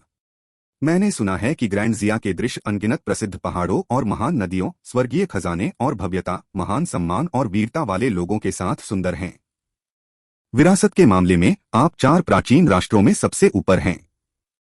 इसलिए मैं आपकी शिक्षा और संस्कृति की प्रशंसा करने आया हूं, सिद्धार्थ ने विनम्रता से कहा। भाई लॉन वाकई एक प्रसिद्ध संप्रदाय के मुख्य शिष्य होने के योग्य हैं। आपके हर शब्द एक रत्न की तरह हैं और आप मेरे ग्रैंड जिया में आने के लिए सही हैं। इसकी संस्कृति निश्चित रूप से 4 प्राचीन राष्ट्रों में से सबसे गहन है। अनगिनत ऐतिहासिक स्थल हैं जहां आप संस्कृति की सराहना कर सकते हैं। यह किसी खास राष्ट्र की तरह नहीं है जिसने हमारी विरासत सीखी और फिर बेशर्मी से कहा कि यह उनके अपने राष्ट्र से आया है। वाकई बेशर्मी की पराकाष्ठा है। गार्ड के चेहरे पर तिरस्कार का भाव दिखाई दिया। भाई, क्या आप ग्रैंड हान प्राचीन राष्ट्र के बारे में बात कर रहे हैं? सिद्धार्थ ने आश्चर्य से पूछा। तुम्हें उनकी बेशर्मी के बारे में भी पता है? अब गार्ड को आश्चर्य होने की बारी थी। मैंने इसके बारे में थोड़ा बहुत सुना है, सिद्धार्थ ने हंसते हुए कहा। उसने इसके बारे में सिर्फ सुना ही नहीं था, उसने खुद भी अनुभव किया था कि ग्रैंड हान प्राचीन राष्ट्र के एक बूढ़े बदमाश ने उसके पूरे परिवार को जान से मारने की धमकी दी थी जब वह हान झेन्यू को मारने वाला था। भाई, क्या तुम्हारे पास इस छोटे भाई के साथ शराब पीने का समय है? अगर ज्यादा परेशानी न हो तो क्या तुम मुझे ग्रैंड हान के साथ क्या हुआ इसके बारे में बता सकते हो? मुझे बहुत उत्सुकता है कि वे इतने बेशर्म कैसे हो सकते हैं, सिद्धार्थ ने कहा। भाई लॉन के लिए यह बिल्कुल भी परेशानी की बात नहीं है। ऐसा सिर्फ इसलिए हुआ क्योंकि मेरी शिफ्ट खत्म होने वाली है। मैं अपनी जगह किसी और को ढूंढ लूंगा। बस 1 मिनट रुको, मैं तुम्हें कुछ वाइन पिलाता हूं। गार्ड ने ग्रैंड हान के प्रति सिद्धार्थ की दुश्मनी को महसूस किया और वह खुश हुआ, तुरंत उसे अपना दोस्त मान लिया। वह अपने अधीनस्थों से कहने के लिए दौड़ा कि वे किसी दूसरे विशेषज्ञ को भेजें। उस विशेषज्ञ ने उसकी जगह काम संभाला जबकि वह और सिद्धार्थ शहर में दाखिल हुए। उनसे कुछ ही दूरी पर एक शराब खाना था। यह एक छोटा सा शहर था। इसे एक कस्बे के रूप में वर्णित करना अधिक सटीक हो सकता है। यह केवल 10 मील चौड़ा था, लेकिन यह एक साधारण सीमावर्ती शहर की तरह नहीं था। हालांकि यह छोटा था, यह उजाड़ नहीं था। वास्तव में यह इसके विपरीत था। इसमें घर जैसा एहसास था, जैसे कि आने वाले किसी भी व्यक्ति को यह अपना गृहनगर लगता था, जिससे उन्हें शांति महसूस होती थी। अभी तक युद्ध या संघर्ष का कोई निशान नहीं देखा जा सका है। ऐसी किसी भी चीज का कोई निशान भी नहीं था, जिसका मतलब है कि इस छोटे से शहर पर कभी हमला भी नहीं हुआ था। यह सरल फिर भी भव्य और सुरुचिपूर्ण था। सिद्धार्थ को पता चला कि गार्ड का नाम क्यूई हाओ था और वह इस क्षेत्र के गार्ड कप्तानों में से एक था।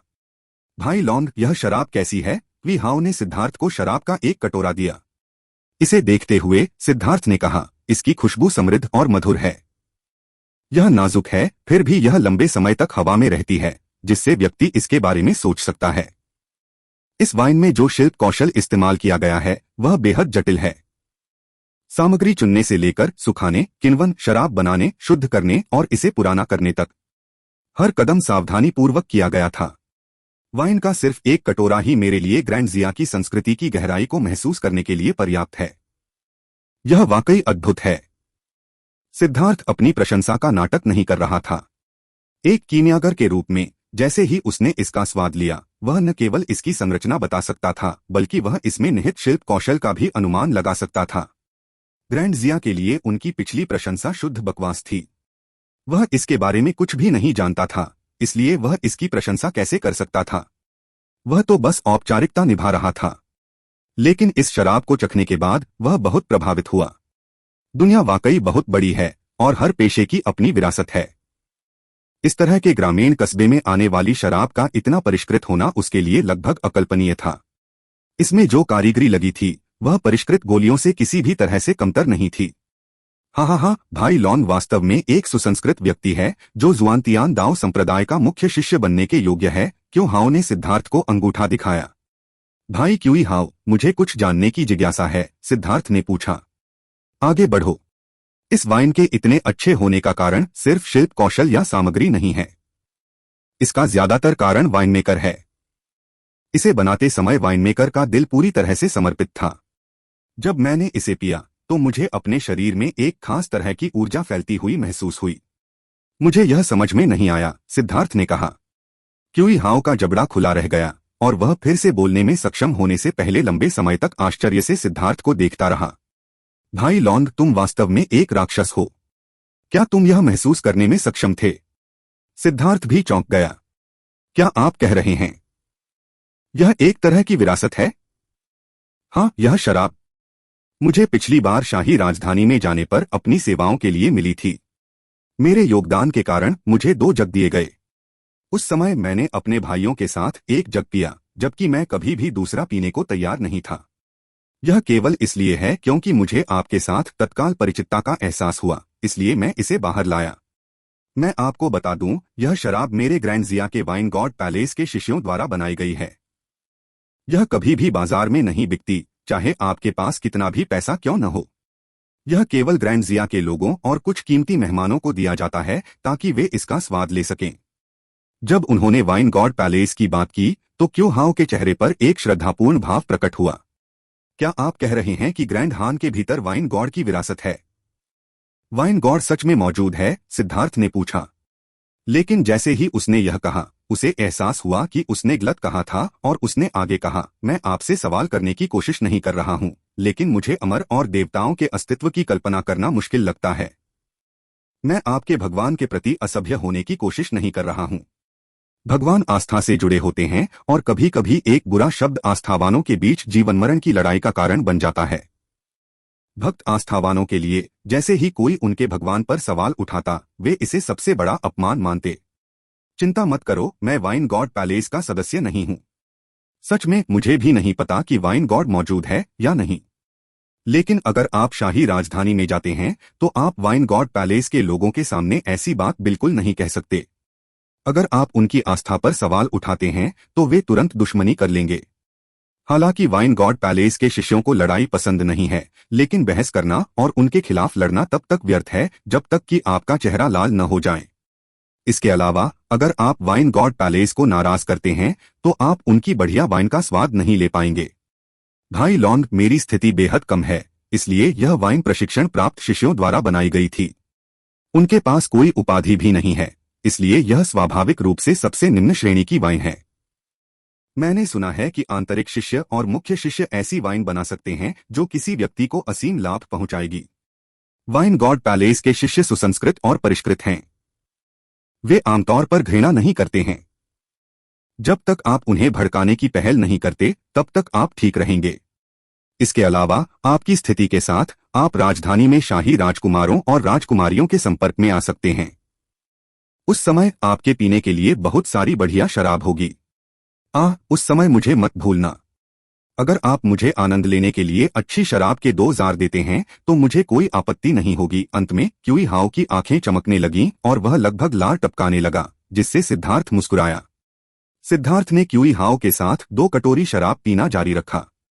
उसने ध्यान से इसके अंदर की गहराई को महसूस किया। उसने पाया कि इसे बनाने में जो सावधानी बरती गई थी वह निश्चित रूप से एक जादुई कला के बराबर थी। हालांकि इस शराब में कई खामियां थीं क्योंकि इसे एक नौसिखिए ने बनाया था, फिर भी इसका स्वाद एक अप्रशिक्षित जीभ के लिए भी बेदाग था। इसमें निहित गहन कला को महसूस करते हुए सिद्धार्थ प्रशंसा से भर गया। अचानक उसके मन में एक विचार आया। क्या वाइन गॉड पैलेस औषधीय वाइन को परिष्कृत कर सकता है? आप वाइन गॉड पैलेस के शिष्यों के सामने औषधीय शराब का जिक्र बिल्कुल नहीं कर सकते। यह एक बहुत ही संवेदनशील विषय है, क्यों हाउ ने गंभीरता से चेतावनी दी। ऐसा क्यों? सिद्धार्थ हैरान था। यह शराब बहुत शक्तिशाली थी। हालांकि यह एक साधारण शराब थी, लेकिन उसे इसमें एक विशेष ऊर्जा महसूस हुई। अगर इसे औषधीय शराब में परिष्कृत किया जाए तो यह औषधीय ऊर्जा को तुरंत पूरे शरीर में फैलने देगी। यह शुद्ध औषधीय अमृत से 10 गुना अधिक प्रभावी होगी। आपको नहीं पता होगा, ग्रैंड के वाइन गॉड पैलेस और पिल वैली के संयुक्त प्रयास से औषधीय शराब का उत्पादन किया जाता था, लेकिन बाद में उन्होंने अचानक इसका उत्पादन बंद कर दिया। वाइन गॉड पैलेस ने पिल वैली को अपनी शराब भेजना बंद कर दिया, जबकि पिल वैली ने भी वाइन गॉड पैलेस को औषधीय गोलियां देना बंद कर दिया। दोनों पक्ष तुरंत एक दूसरे के विरोधी हो गए। अब वाइन गॉड पैलेस ने औषधीय शराब का उत्पादन बंद कर दिया है, जबकि पिल वैली ने उनके बिना प्रयास जारी रखा। लेकिन वाइन गॉड पैलेस के बिना वे जो औषधीय शराब बना सकते हैं वह औषधीय शराब कहलाने के लायक भी नहीं है। इसकी तुलना मूल औषधीय शराब से नहीं की जा सकती, क्यों हाउ ने कहा। सिद्धार्थ को उम्मीद नहीं थी कि ऐसी कोई बैकस्टोरी होगी। यह अप्रत्याशित था कि यह वाइन गॉड पैलेस इतना जिद्दी होगा कि पिल वैली से भी लड़ेगा। यह जानना जरूरी था कि क्यूई हाउ ने यह नहीं कहा था कि यह पिल टॉवर है, यह पिल वैली थी। यह किस तरह की लड़ाई थी? क्या आप जानते हैं भाई क्यूई हाउ? सिद्धार्थ ने पूछा। यह सच में यह कुछ भी नहीं था। यह सिर्फ मुनाफे के कारण था। क्यूई हाउ ने कड़वी मुस्कान के साथ अपना सिर हिलाया। मुनाफा?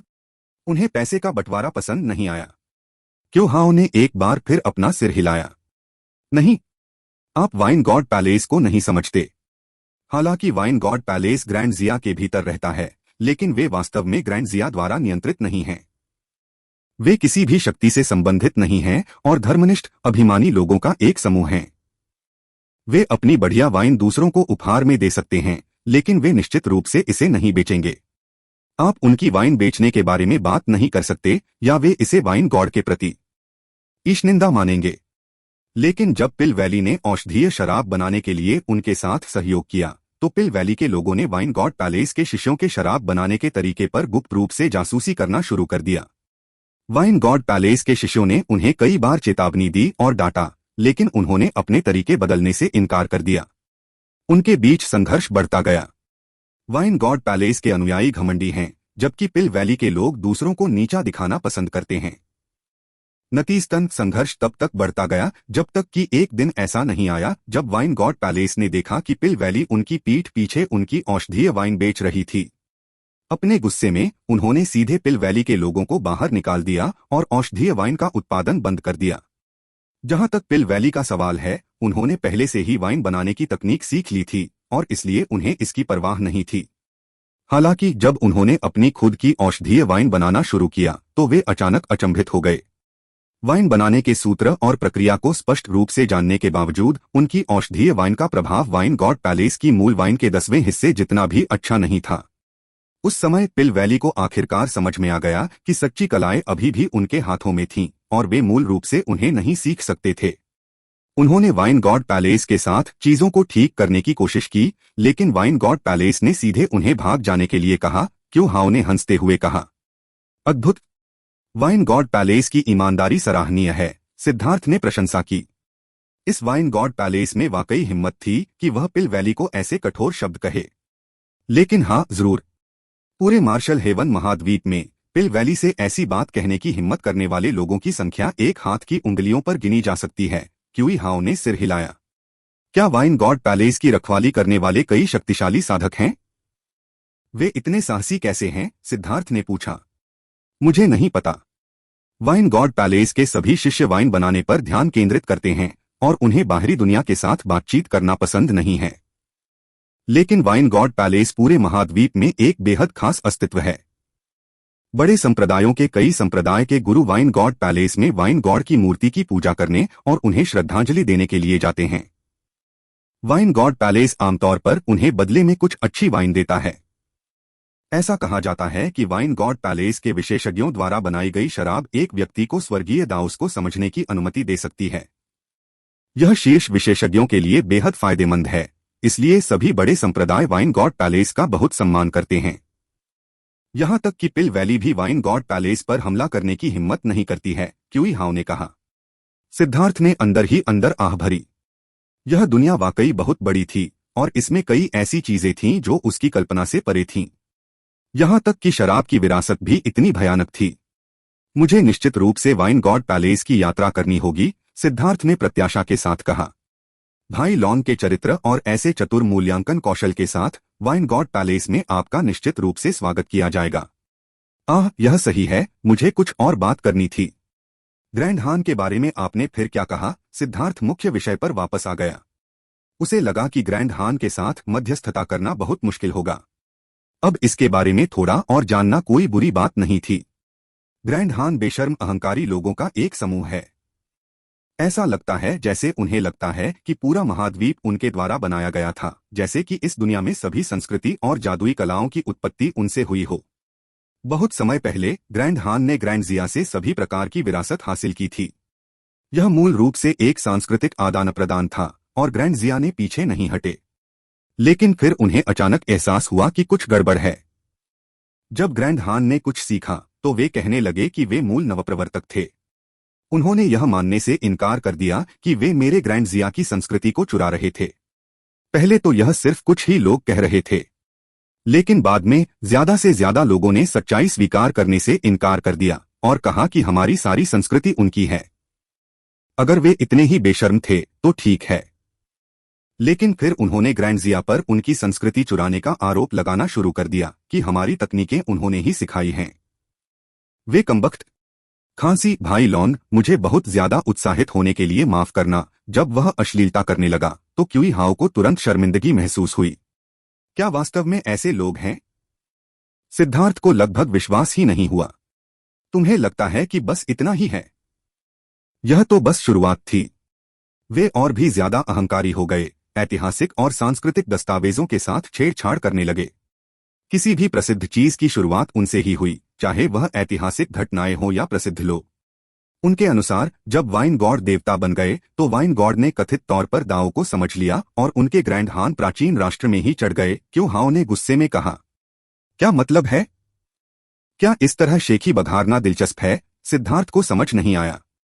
साफ साफ कहें तो यह सिर्फ इतना है कि उनके नागरिकों को राष्ट्रीय गौरव का एहसास नहीं है। उनका इतिहास उतना चमकदार नहीं है। बिना किसी आधार के वे दूसरों से चोरी करते हैं। वैसे भी बहुत पहले की घटनाओं की पुष्टि नहीं की जा सकती। यह सब इस बात पर निर्भर करता है कि कौन ज्यादा बेशर्म है और किसकी चमड़ी ज्यादा मोटी है। इसके अलावा जैसे जैसे समय बीतता गया, यह पता चला कि उनकी बेशर्मी वास्तव में शानदार थी। अभी उनके सभी नागरिक अत्यधिक गर्व से भरे हुए हैं, मानो ग्रैंड हान के लोगों के अलावा बाकी सभी एक देहाती हैं। पिछले कुछ हजार सालों में ग्रैंड हान और भी ज्यादा घमंडी हो गए, इस हद तक कि उनके युवा पागलों की तरह हो गए हैं। वे मूर्तियों की पूजा करते फिरते हैं। अभी ग्रैंड हान के पास 3 सर्वोच्च प्रतिभाएं हैं जिन्हें 3 सम्राट कहा जाता है। उनमें से प्रत्येक एक लड़की की तरह दिखता है, लेकिन किसी तरह उनके अनगिनत प्रशंसक हैं जो आराधना से व्यावहारिक रूप से पागल हैं। 3 सम्राटों के अलावा उनके पास 8 राजकुमार भी हैं। क्या आपको नहीं लगता कि वे आपसे उन्हें 8 कमीने कहने की भीख मांग रहे हैं? लेकिन ग्रैंड हान के अलंकरण के साथ ये लोग राष्ट्रीय प्रतीक बन जाते हैं। न केवल ग्रैंड हान के भीतर अनगिनत लोग उनकी पूजा करते हैं, बल्कि ग्रैंड जिया की कुछ महिलाएं भी उन्हें अपना आदर्श मानती हैं। ग्रैंड हान में अनगिनत महिलाएं विवाह करती हैं। धिक्कार है, यह मुझे वास्तव में परेशान करता है। और ग्रैंड हान के नागरिक अधिक से अधिक एकजुट होते जा रहे हैं, साथ ही अधिक से अधिक अभिमानी भी। युवतियां अपने आदर्शों का अनुसरण करने के लिए पूरी तरह से साधना करती हैं, जबकि युवा पुरुष भी उन आदर्शों की तरह बनना चाहते हैं। अब उनके रैंक में अनगिनत प्रतिभाशाली लोग उभर रहे हैं। पहले ग्रैंड हान 4 प्राचीन राष्ट्रों में सबसे कमजोर था, लेकिन अब वे सबसे मजबूत हैं। मुझे बताओ, यह किस तरह का तर्क है? क्यों हाउ अपनी भड़ास निकाल रहा था, बस गाली देने से थोड़ा दूर। सिद्धार्थ को यह बात मजेदार लगी। मूल रूप से मूर्ति बनने और दूसरों को अपने पीछे लगाने के लिए साधना करना गलत नहीं था। हालांकि यह ग्रैंड जिया के लिए बहुत परेशान करने वाला था। सच में ग्रैंड जिया के लोग अपना बदला ले सकते हैं। तुम उनकी महिलाओं को भी क्यों नहीं लुभाते? सिद्धार्थ मुस्कुराया। भाई लॉन, ग्रैंड हान का आत्मविश्वास बहुत ज्यादा बढ़ गया है। उनकी महिलाएं हमेशा अपने देश में ही शादी करती हैं। भले ही वे नौकरानी से ज्यादा कुछ न बने, वे बाहर शादी नहीं कर सकती। अगर वे ऐसा करती हैं, तो न केवल उन्हें नीची नजर से देखा जाएगा, बल्कि उनका परिवार भी उन्हें जीवन भर स्वीकार नहीं करेगा। हालांकि मैं आपको बता दूं, ग्रैंड हान की महिलाएं, हाँ, वे वाकई खूबसूरत हैं। उनमें से कई ऐसी हैं जो पानी की तरह कोमल और मुलायम किस्म की हैं। ग्रैंड हान की महिलाओं का जिक्र करते समय क्यों हाउ के चेहरे पर एक आदर का भाव दिखाई दिया, साथ ही सुअरों को सबसे अच्छी गोभी खिलाने जैसी कड़वाहट का भाव भी। सिद्धार्थ ने अपना सिर हिलाया। ग्रैंड हान का इतिहास वाकई दिलचस्प था, लेकिन जब तक ग्रैंड हान का ग्रैंड जिया के साथ अच्छा रिश्ता नहीं था, तब तक वह निश्चिंत था। अभी सिद्धार्थ को नहीं पता था कि जुआन मास्टर ने पहले ही 4 महान शक्तियों को मुंह पर तमाचा मार दिया था। उसने सोचा कि शायद वह पहले से ही वांछित सूची में है, इसलिए उसे सावधान रहना होगा। क्यूई हाओ के साथ थोड़ी देर तक बातचीत करने के बाद उन्होंने जल्दी से शराब खत्म कर दी। सिद्धार्थ ने जुआंटियन दाओ संप्रदाय की सबसे अच्छी शराब निकाली, लेकिन उसे जल्दी ही एहसास हो गया कि यह शराब उस शराब की तुलना में घोड़े के मूत्र की तरह थी जो उन्होंने अभी पी थी। ग्रैंड जिया के अंदर की स्थिति को मोटे तौर पर समझने के बाद सिद्धार्थ विदा लेने के लिए उठ खड़ा हुआ। क्यू हाओ ने सिद्धार्थ को सीधे अगले चेक पॉइंट पर भेज दिया ताकि उसे दोबारा चेक करने की जरूरत न पड़े। भाई क्यूई, हमारी मुलाकात को किस्मत माना जा सकता है, क्योंकि तुम्हें देखते ही मुझे तुरंत ही अपनापन महसूस हुआ। इस नन्हे के पास तुम्हारे लिए कोई अच्छा तोहफा नहीं है, लेकिन यहाँ एक मामूली सी दवाई है। इसकी कोई कीमत नहीं है, लेकिन तुम इसे हमारी मुलाकात को याद रखने के लिए रख सकते हो। सिद्धार्थ ने जाने से पहले क्यूई हाओ को एक जेड बोतल दी। अपनी बढ़िया वाइन पीने और इतना कुछ सीखने के बाद उसे कुछ न कुछ पीछे न छोड़ना बुरा लगेगा। साधकों के लिए उपहारों का आदान प्रदान करना एक आम बात थी। क्यू हाओ को इसकी ज्यादा परवाह नहीं थी। उसने जेड की बोतल तभी खोली जब सिद्धार्थ बहुत दूर चला गया था और उसकी नजरों से ओझल हो गया था। हे भगवान, यह है, यह है। उस चमचमाती औषधीय गोली को देखते हुए जिसके अंदर एक छोटी सी आकृति चपलता से घूम रही थी, उसे एहसास हुआ कि यह एक शीर्ष ग्रेड 8वीं श्रेणी की गोली थी। यह एक दुर्लभ रूप से देखी जाने वाली फाउंडेशन बिल्डिंग गोली थी। क्यू हाओ की प्रतिभा बहुत अच्छी नहीं थी। उसने फाउंडेशन फोर्जिंग क्षेत्र पर 2 बार हमला किया था, दोनों बार असफल रहा। अब उसके पास अपने जीवनकाल में फाउंडेशन फोर्जिंग में आगे बढ़ने की कोई उम्मीद नहीं थी। लेकिन इस शीर्ष ग्रेड फाउंडेशन बिल्डिंग पिल ने उसे एक बार फिर वह उम्मीद देखने की अनुमति दी। दस्ते के कप्तान, ग्रैंड हान से हमें अभी अभी जो गुप्त रिपोर्ट मिली है, उसे देखिए। जब क्यू हाओ अपने सीमावर्ती शहर में लौटा तो किसी ने उसे एक सीलबंद पत्र दिया। क्या? ग्रैंड हान के 8 राजकुमारों में से एक मारा गया। हत्यारा था सिद्धार्थ। क्यूई हाओ की आंखें लगभग बाहर निकल आईं। सिद्धार्थ शीघ्र ही एक परिवहन दल के साथ सीमावर्ती कस्बे में पहुंच गया, लेकिन यह सिर्फ एक छोटी परिवहन संरचना थी। ग्रैंड जिया प्राचीन राष्ट्र की शाही राजधानी ग्रैंड जिया शहर में पहुंचने से पहले वह 3 समान परिवहन संरचनाओं के साथ साथ एक बड़ी परिवहन संरचना से भी गुजरा। परिवहन दल उसे शहर के बाहर ले आया। यहाँ के पहरेदार पहले ही फाउंडेशन फोर्जिंग क्षेत्र में पहुंच चुके थे और उनका नेता एक राजा था। परिवहन शुल्क का भुगतान करने और अपना पहचान पत्र पुनः दिखाने के बाद वह अंतः प्रवेश करने में सफल रहे। एक बार जब वह ग्रैंड जिया शहर में था तो वह आश्चर्य से भर गया। यह वास्तव में सेंट्रल प्लेन्स के 4 भव्य प्राचीन राष्ट्रों में से एक होने के योग्य था। दसियों हजार मील के व्यास के साथ यह अनगिनत ऊंची इमारतों से भरा हुआ था जो भव्य और शानदार होने के साथ साथ सरल और परिष्कृत भी थीं। सिद्धार्थ के लिए सबसे चौंकाने वाली बात यह थी कि इनमें से हर इमारत पर अनगिनत संरचना रून थे जो बहुत ज्यादा दबाव छोड़ते थे। किसी भी यादृच्छिक इमारत में भयानक रक्षात्मक शक्ति थी और शहर की दीवारों के बारे में कुछ भी कहने की जरूरत नहीं थी। ग्रैंड जिया की राजधानी होने के कारण यह उड़ान निषिद्ध क्षेत्र था। सभी को पैदल ही जाना पड़ता था। सिद्धार्थ ने सड़कों पर चलते हुए अनगिनत विशेषज्ञों को देखा। उसने हॉल मास्टर स्तर के विशेषज्ञों को भी बिना किसी उद्देश्य के भटकते हुए देखा। हॉल मास्टर स्तर के विशेषज्ञ दुर्लभ नहीं थे, राजा हर जगह थे, और फाउंडेशन फोर्जिंग और उससे नीचे के लोग कुत्तों की तरह आम थे। सिद्धार्थ की आंखें वास्तव में दुनिया के लिए खुल गई थीं। ग्रैंड सिटी के भीतर बाहरी दुनिया को हिला देने वाली ये आकृतियां घूमने वाले आम नागरिक थे। वह मुख्य सड़क पर आगे बढ़ा, उसे कई तरह की इमारतें दिखाई दीं। उनमें से कई पर साइन बोर्ड लगे थे जिन पर लिखा था कि वे फला संप्रदाय या शक्ति से हैं। ये वे इमारतें थीं जिन्हें ग्रैंड जिया में विभिन्न शक्तियों ने स्थापित किया था। कई संप्रदायों के पास ग्रैंड जिया शहर में साइड बिजनेस थे, लेकिन चाहे वे अपनी सीमाओं के भीतर से चीजें बेच रहे हों या खरीद रहे हों, उन्हें एक निश्चित कर देना पड़ता था। अफसोस की बात है कि सिद्धार्थ अभी भी इस बात से अनजान था, लेकिन जुआनतियान दाओ संप्रदाय का ग्रैंड जिया शहर में कोई व्यवसाय नहीं था। कई साल पहले उनके पास ऐसा ही एक व्यवसाय था, लेकिन हाल ही में जुआनतियान दाओ संप्रदाय अपना खर्च चलाने में असमर्थ हो गया था और उनके पास बेचने के लिए कोई खास चीज नहीं थी। इस जगह पर दुकान खोलना बहुत महंगा था, इसलिए वे चले गए। सिद्धार्थ ने इधर उधर पूछा और 1 घंटे की यात्रा के बाद वह सड़क पर एक दोराहे पर पहुंचा। दाईं ओर जाने पर उसे कुछ ही देर में एक गुंबद दिखाई दिया। वह मुस्कुराया। हुआयुन नीलामी घर। जब वे चमकीले सुनहरे शब्द उसकी आंखों में दिखाई दिए तो सिद्धार्थ को पता चल गया कि उसे अपना लक्ष्य मिल गया है। अंदर जाकर उसने सीधे जेड की गोली निकाली जो झेंग वेनलोंग ने उसे दी थी। मालिक तुरंत एक निजी कमरे में सिद्धार्थ से मिलने आया। यह नीलामी घर संयोग से एक शाखा व्यवसाय था जिसका प्रभारी झेंग वेनलोंग था। वह जानता था कि ये सभी लोग झेंग वेनलोंग के भरोसेमंद सहयोगी थे, इसलिए उसने कोई समय बर्बाद नहीं किया। उसने सीधे मालिक से पूछा कि मूल शैतान जाति का मुख्यालय कहाँ है। उसने तुरंत नक्शा लिया और देखा कि वह कुछ ही गलियों की दूरी पर था। जब वह वहां पहुंचा तो उसे पता चला कि वह एक रिफाइनरी थी। यह एक रिफाइनरी व्यवसाय था जो केवल खजाने की वस्तुएं और उससे नीचे की वस्तुएं बनाता था। ग्रैंड जिया शहर में जहां अनगिनत उच्चस्तरीय फोर्जिंग स्थान थे, ऐसे छोटे व्यवसाय के लिए जीवित रहना भी मुश्किल होगा। इसका व्यवसाय निराशाजनक होगा। हालांकि यह रिफाइनरी न केवल खजाने की वस्तुएं और उससे नीचे की वस्तुएं बनाती थी, बल्कि यह फर्नीचर जैसी कई अन्य वस्तुएं भी बनाती थी। उनका शिल्प कौशल उत्कृष्ट था और कभी कभी कोई अमीर व्यक्ति होता था जो उनके कुछ सामान खरीदना चाहता था। उनका व्यवसाय सतह पर बहुत बुरा नहीं दिखता था। वरिष्ठ, क्या मैं आपकी मदद कर सकती हूँ? सिद्धार्थ अभी अंदर आया ही था कि एक युवती जो लगभग 16 साल की लग रही थी ने उसका स्वागत किया। उसे देखते हुए सिद्धार्थ को उसकी आंखों में एक अवर्णनीय आभा महसूस हुई। वह मुस्कुराया। हाँ, यह मूल शैतान जाति की विशिष्ट आभा थी।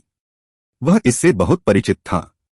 मी शी हावेया, यह देखकर कि रिफाइनरी में कोई अन्य मेहमान नहीं था, उसने धीरे से उससे फुसफुसाकर कहा। युवती की आंखों में आश्चर्य भर गया, लेकिन उसने जल्दी से अपने आप को संभाला और कहा, मेरे साथ आओ। सिद्धार्थ उसके पीछे रिफाइनरी में और अंदर चला गया। वे सभी तरह के हथियारों के गोदामों से गुजरे और फिर एक बड़ी जगह पर पहुंचे जहां दर्जनों लोहार पसीने से तरबतर थे और कुछ बनाने में लगे हुए थे। एक अलग कमरे में प्रवेश करते ही 1 दर्जन विशेषज्ञ अपने हाथों में हथियार लिए हुए बातचीत कर रहे थे। जब सिद्धार्थ और युवती अंदर आए तो इन विशेषज्ञों ने उनकी ओर उदासीनता से देखा, लेकिन सिद्धार्थ उनकी घबराहट को स्पष्ट रूप से महसूस कर सकता था। वरिष्ठ प्रशिक्षु भाई सिद्धार्थ। अचानक उनमें से एक खड़ा हुआ और प्रसन्नता से सिद्धार्थ को देखने लगा। आप? सिद्धार्थ इस व्यक्ति को नहीं पहचान पाया। क्या तुम भूल गए? अनादिकाल में हम तब मिले थे जब तुम पवित्र पुत्री के साथ थे। नमस्कार वरिष्ठ प्रशिक्षु भाई सिद्धार्थ। यह सुनकर कि वह सिद्धार्थ था, उन विशेषज्ञों ने अचानक अपने हथियार गिरा दिए, एक घुटना जमीन पर टिकाकर उसके सामने झुक गए और प्राचीन शिष्टाचार के अनुसार अपने दाहिने हाथ को अपनी छाती के ऊपर उठा लिया। इसकी कोई जरूरत नहीं है, सिद्धार्थ ने अजीब तरीके से कहा। उसे इस तरह के शिष्टाचार की आदत नहीं थी। पुरुष इतनी आसानी से दूसरों के सामने घुटने कैसे टेक सकते हैं? सिद्धार्थ दूसरों के सामने घुटने नहीं टेकता था, इसलिए जब दूसरे उसके सामने घुटने टेकते थे तो वह इसे स्वीकार नहीं कर पाता था। वरिष्ठ प्रशिक्षु भाई, नेता ने कहा है कि आप हमारे उपकारकर्ता हैं। हमारे पास जो कुछ भी है वह आपकी वजह से है, इसलिए हम सदा आभारी हैं, मूल शैतान जाति के विशेषज्ञों में से एक ने कहा। इन ईमानदार चेहरों और उनकी आंखों को देखकर जो उनके दिल की गहराई को प्रकट करती प्रतीत होती थीं, सिद्धार्थ उनकी भावनाओं को स्पष्ट रूप से समझ सकता था। वह भावुक होने से खुद को रोक नहीं सका। इस दुनिया में ऐसे बहुत कम लोग थे जो आभारी होना जानते थे। जब से वह फीनिक्स क्राई साम्राज्य में उभरा था, उसने अनगिनत लोगों पर कृपा और अनुग्रह दिखाया था। हालांकि उसने बदले में कुछ पाने की उम्मीद करते हुए ऐसा कभी नहीं किया। कुछ लोगों ने दूसरों की दयालुता को स्वीकार किया और इसे ऐसे माना जैसे कि यह स्वाभाविक है, जैसे कि दूसरे लोग उन पर एहसानमंद हैं। उनकी तुलना में मूल शैतान जाति के विशेषज्ञों ने उसे संतुष्ट किया। जब तक तुम अपने दिल में यह बात याद रखो, तब तक सब ठीक है। इसे अपने मुंह से कहने की जरूरत नहीं है, वरना इसका उतना मतलब नहीं रह जाएगा। सिद्धार्थ ने बोलने वाले के कंधे पर थपथपाया। ये सच्चे इंसान थे जिनका सम्मान किया जाना चाहिए। वरिष्ठ प्रशिक्षु भाई सिद्धार्थ, मैं तुम्हें एल्डर से मिलवा दूंगी। बाकी तुम लोग वरिष्ठ प्रशिक्षु भाई के उचित व्यवसाय में देरी मत करो। युवती मुस्कुराई। आप व्यस्त होंगे वरिष्ठ प्रशिक्षु भाई सिद्धार्थ। आपको पहले वह काम निपटाना चाहिए जो आपको करना है। उन विशेषज्ञों को उनका कीमती समय लेने के लिए बुरा लगा। ठीक है, तो मैं पहले सीनियर से मिलूंगा। जब मेरे पास समय होगा तो हम साथ में ड्रिंक करेंगे। सिद्धार्थ मुस्कुराया और युवती के पीछे पीछे घुमावदार गलियारे से नीचे चला गया। एक गुप्त दरवाजे से गुजरने के बाद वह आखिरकार एक गुप्त कमरे में पहुंच गया जहां एक आदमी ध्यान कर रहा था। दरवाजा खुलने पर ही उसने धीरे से अपनी आंखें खोली। जैसे ही उसने अपनी आंखें खोली, सिद्धार्थ को लगा जैसे दो तीखे ब्लेड उसकी ओर फेंके गए हों। हालांकि कोई खतरा नहीं था, लेकिन उस तीखे आभा को छिपाना असंभव था। कितना शक्तिशाली विशेषज्ञ! और उसकी साधना का आधार अभी भी हॉल मास्टर स्तर पर है। सिद्धार्थ चौंक गया। इस व्यक्ति की आभा से पता चल रहा था कि वह हॉल मास्टर स्तर पर था, और फिर भी वह उस स्तर का सबसे मजबूत विशेषज्ञ था जिसे सिद्धार्थ ने कभी देखा था। मूल शैतान जाति के युमिंगहान हमारे उपकारकर्ता का अभिवादन करते हैं। यह विशेषज्ञ भी जमीन पर घुटनों के बल बैठ गया और दूसरों की तरह ही अजीब मुद्रा में आ गया। वरिष्ठ, मैं इसे स्वीकार नहीं कर सकता। सिद्धार्थ ने तुरंत उसे उठाया। वह इस तरह के शिष्टाचार से बिल्कुल भी परिचित नहीं था। वह कड़वाहट से मुस्कुराया। वरिष्ठ, क्या हम इस तरह के रिवाज को छोड़ सकते हैं? मुझे प्रतिबंध पसंद नहीं है, और इतनी शालीनता मुझे अप्राकृतिक महसूस कराती है। विशेषज्ञ खड़ा हुआ और हल्के से मुस्कुराया। इस शिष्टाचार का पालन कम से कम पहली बार तो किया ही जाना चाहिए। ऐसा इसलिए ताकि हम हमेशा याद रखें कि किसने हमारी मदद की है। अगर आपको यह पसंद नहीं है तो भविष्य में इस शिष्टाचार को छोड़ा जा सकता है। तो चलो जल्दी करो और इसे माफ कर दो। ऐसी चीजों में बहुत समय लगता है और हमें संभालने के लिए बहुत सारी समस्याएं हैं। सीनियर, आप मुझे सातवां एल्डर कह सकते हैं। ठीक है सातवें बड़े, मैं बस यह पूछना चाहता हूँ, क्या जियाओ कियान यहाँ है? इतने लंबे समय तक दूर रहने के बाद सिद्धार्थ को उसकी बहुत याद आई। यह बात तब और भी सच हो गई जब उसने सोचा कि कैसे वह पूर्वी बंजर भूमि में उससे अलग हो गया था। उसकी आंखें आंसुओं से भरी थीं। वह उसे अभी देखना चाहता था। तुम्हारे पूर्वी बंजर भूमि से चले जाने के बाद जियाओ कियान गगनचुंबी दुनिया में लौट आई। जाति के नेता की व्यवस्था के तहत वह एकांतवास में चली गई और अभी तक बाहर नहीं निकली है, सातवें बुजुर्ग ने कहा। उसे इतने लंबे समय तक एकांत में क्यों रहना पड़ा? सिद्धार्थ चौंका। 1 साल से ज्यादा हो गया था और वह पूरे समय एकांत में रही थी। वह मेरी मूल शैतान जाति की पैतृक विरासत भूमि में है। इससे पहले कि वह एक शैतान कोर आपके तथाकथित जेड कोर क्षेत्र को संघनित कर ले, वह बाहर नहीं आ सकती। क्या यह पागलपन नहीं है? उसे इस तरह पूरी ताकत से क्यों आगे बढ़ना चाहिए? सी एक्सपेंशन से जेड कोर तक जाने के लिए 2 प्रमुख क्षेत्र हैं। जियाओ कियान यह तुम्हारे लिए कर रही है। एक बार जब वह डेविल कोर को संघनित कर लेगी, तभी वह लाइफ स्टार विशेषज्ञों की नजरों से अपनी पहचान छुपा पाएगी। वह जल्द से जल्द तुम्हारे साथ फिर से जुड़ना चाहती है। यही कारण है कि जियाओयू ने जियाओ कियान को तुम्हारे साथ सेंट्रल प्लेन्स जाने से रोका। अगर वह जाती तो लाइफ स्टार दायरे के विशेषज्ञों की नजरों में लगातार रहना बेहद खतरनाक होता। अगर वे उसकी बारीकी से जांच करें तो वह निश्चित रूप से बेनकाब हो जाएगी। तब यह तुम सबके लिए खतरनाक होगा। ठीक है, तो मैं बस उसका इंतजार करूंगा। सातवें एल्डर, यहाँ कुछ उच्च स्तरीय स्वर्गीय दाव फल हैं जो मैंने एकत्र किए हैं। बाहरी दुनिया में वे भाई बहन उनके साथ थोड़े सुरक्षित रहेंगे। सिद्धार्थ ने सातवें एल्डर को एक स्थानिक अंगूठी सौंपी। जब सिद्धार्थ ने क्लाउड को जुआंटियन दाओ संप्रदाय में वापस भेजा था तो उसने उसे एक स्थानिक अंगूठी दी थी जिसमें 6ठे और 7वें रैंक के स्वर्गीय दाव फल थे जो उसने इस बार प्राप्त किए थे। इस बार 6 रैंक 7 स्वर्गीय दाव फल प्राप्त हुए थे। उनमें से 2 मारे गए हॉल मास्टर स्तर के विशेषज्ञों से आए थे। रैंक 6 स्वर्गीय दाव फलों के लिए उनकी संख्या सैकड़ों में थी। अभी उसके पास केवल 5वीं श्रेणी और उससे नीचे के स्वर्गीय दाव फलों का ढेर था और उसने उन सभी को 7वें बड़े को दे दिया। उन्होंने मूल शैतान जाति की वर्तमान स्थिति के बारे में पूछा। अभी वे पूरी दुनिया में फैलना शुरू कर चुके थे। हालांकि वे खुले तौर पर कुछ संसाधनों को खरीदने की हिम्मत नहीं कर रहे थे, लेकिन वे कई तरह की चीजें इकट्ठा कर रहे थे जिनकी स्काई स्क्रैपिंग वर्ल्ड को विभिन्न माध्यमों से कमी थी। सब कुछ ठीक चल रहा था। सिद्धार्थ को यह सब सुनकर राहत मिली। अलविदा कहते हुए वह वाइन गॉड पैलेस की ओर चल पड़ा, लेकिन आधे रास्ते में अचानक वह रुक गया। उसे एक जानी पहचानी आभा का एहसास हुआ। अरे ध्यान से देखो, तुम कहाँ जा रहे हो? तुमने मुझे टक्कर मार दी। सिद्धार्थ तेजी से आगे बढ़ा और सड़क पर किसी से टकरा गया। नतीजतन वह लड़खड़ाते हुए पीछे की ओर गिरा और एक लकड़ी के चेहरे वाले आदमी से टकरा गया। तुम क्या कह रहे हो? तुम ही हो जो मुझसे टकरा गए, वह व्यक्ति जिससे सिद्धार्थ टकराया था गुस्से से बोला। लेकिन फिर सिद्धार्थ की आभा को महसूस करते हुए उसने अपने शाप निगल लिए। सिद्धार्थ फाउंडेशन फोर्जिंग में था, जबकि वह अभी सी एक्सपेंशन में था। सिद्धार्थ एक पूर्ण स्तर ऊपर था और इस व्यक्ति के पास कोई शक्तिशाली समर्थक नहीं था। मैं किस बारे में बात कर रहा हूं? मैं तुम्हें बताता हूं। मैं सीधे आगे बढ़ रहा हूं, लेकिन तुम उस दरवाजे से आए और बाएं मुड़ गए। मैं सीधे जा रहा हूं, लेकिन तुम बाएं मुड़ रहे हो।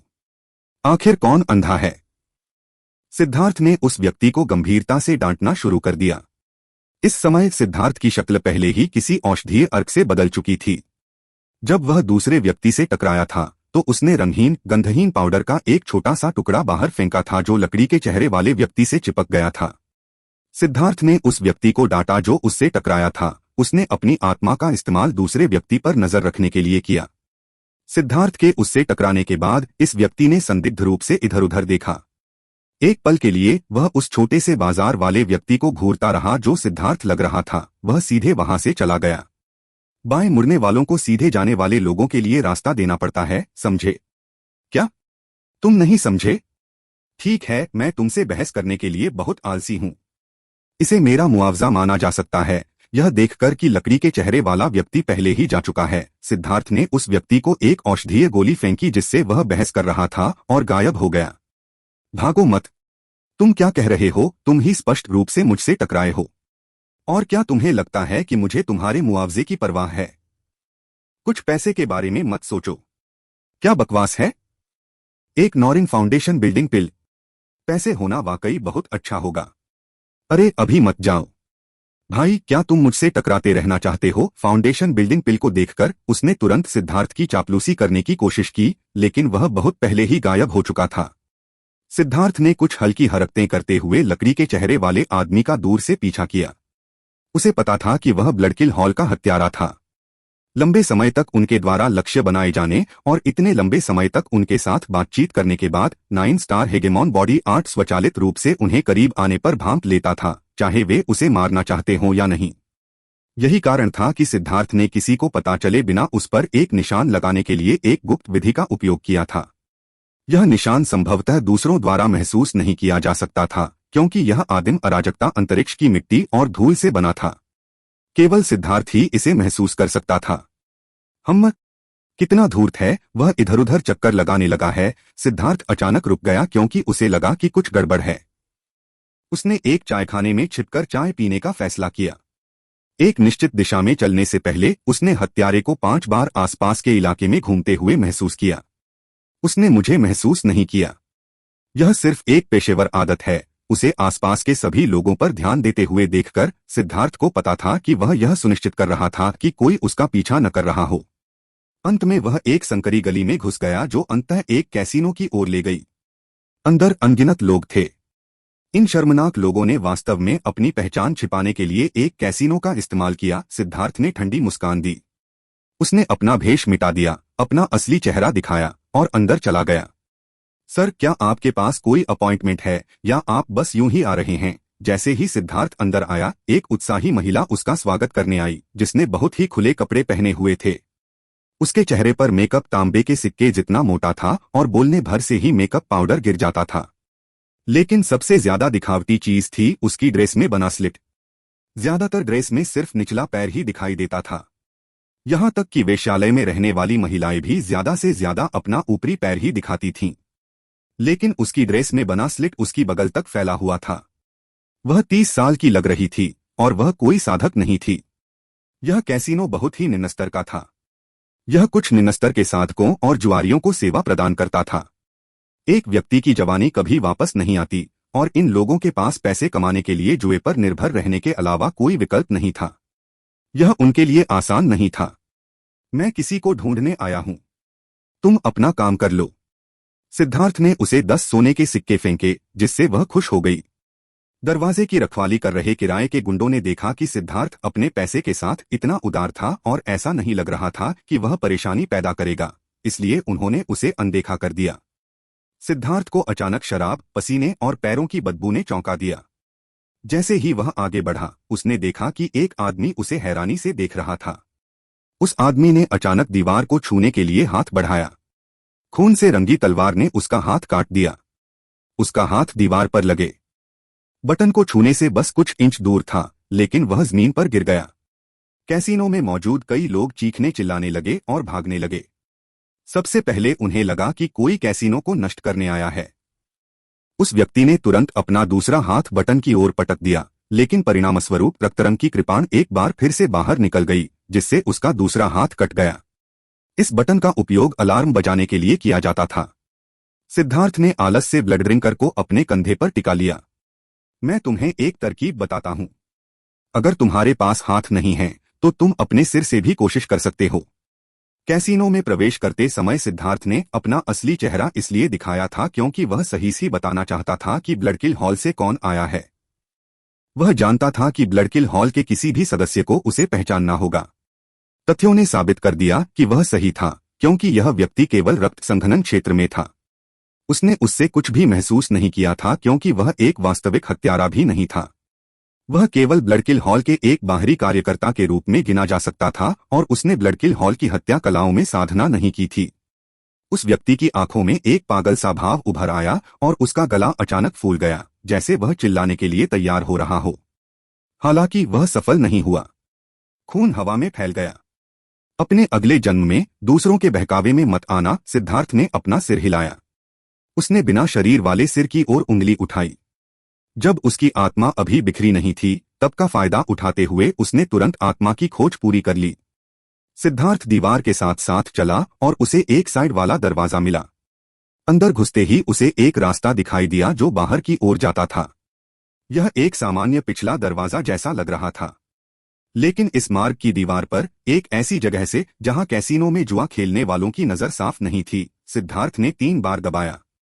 दीवार में अचानक एक दरवाजा खुल गया। यह पत्थर का दरवाजा दीवार में पूरी तरह से घुल मिल गया था।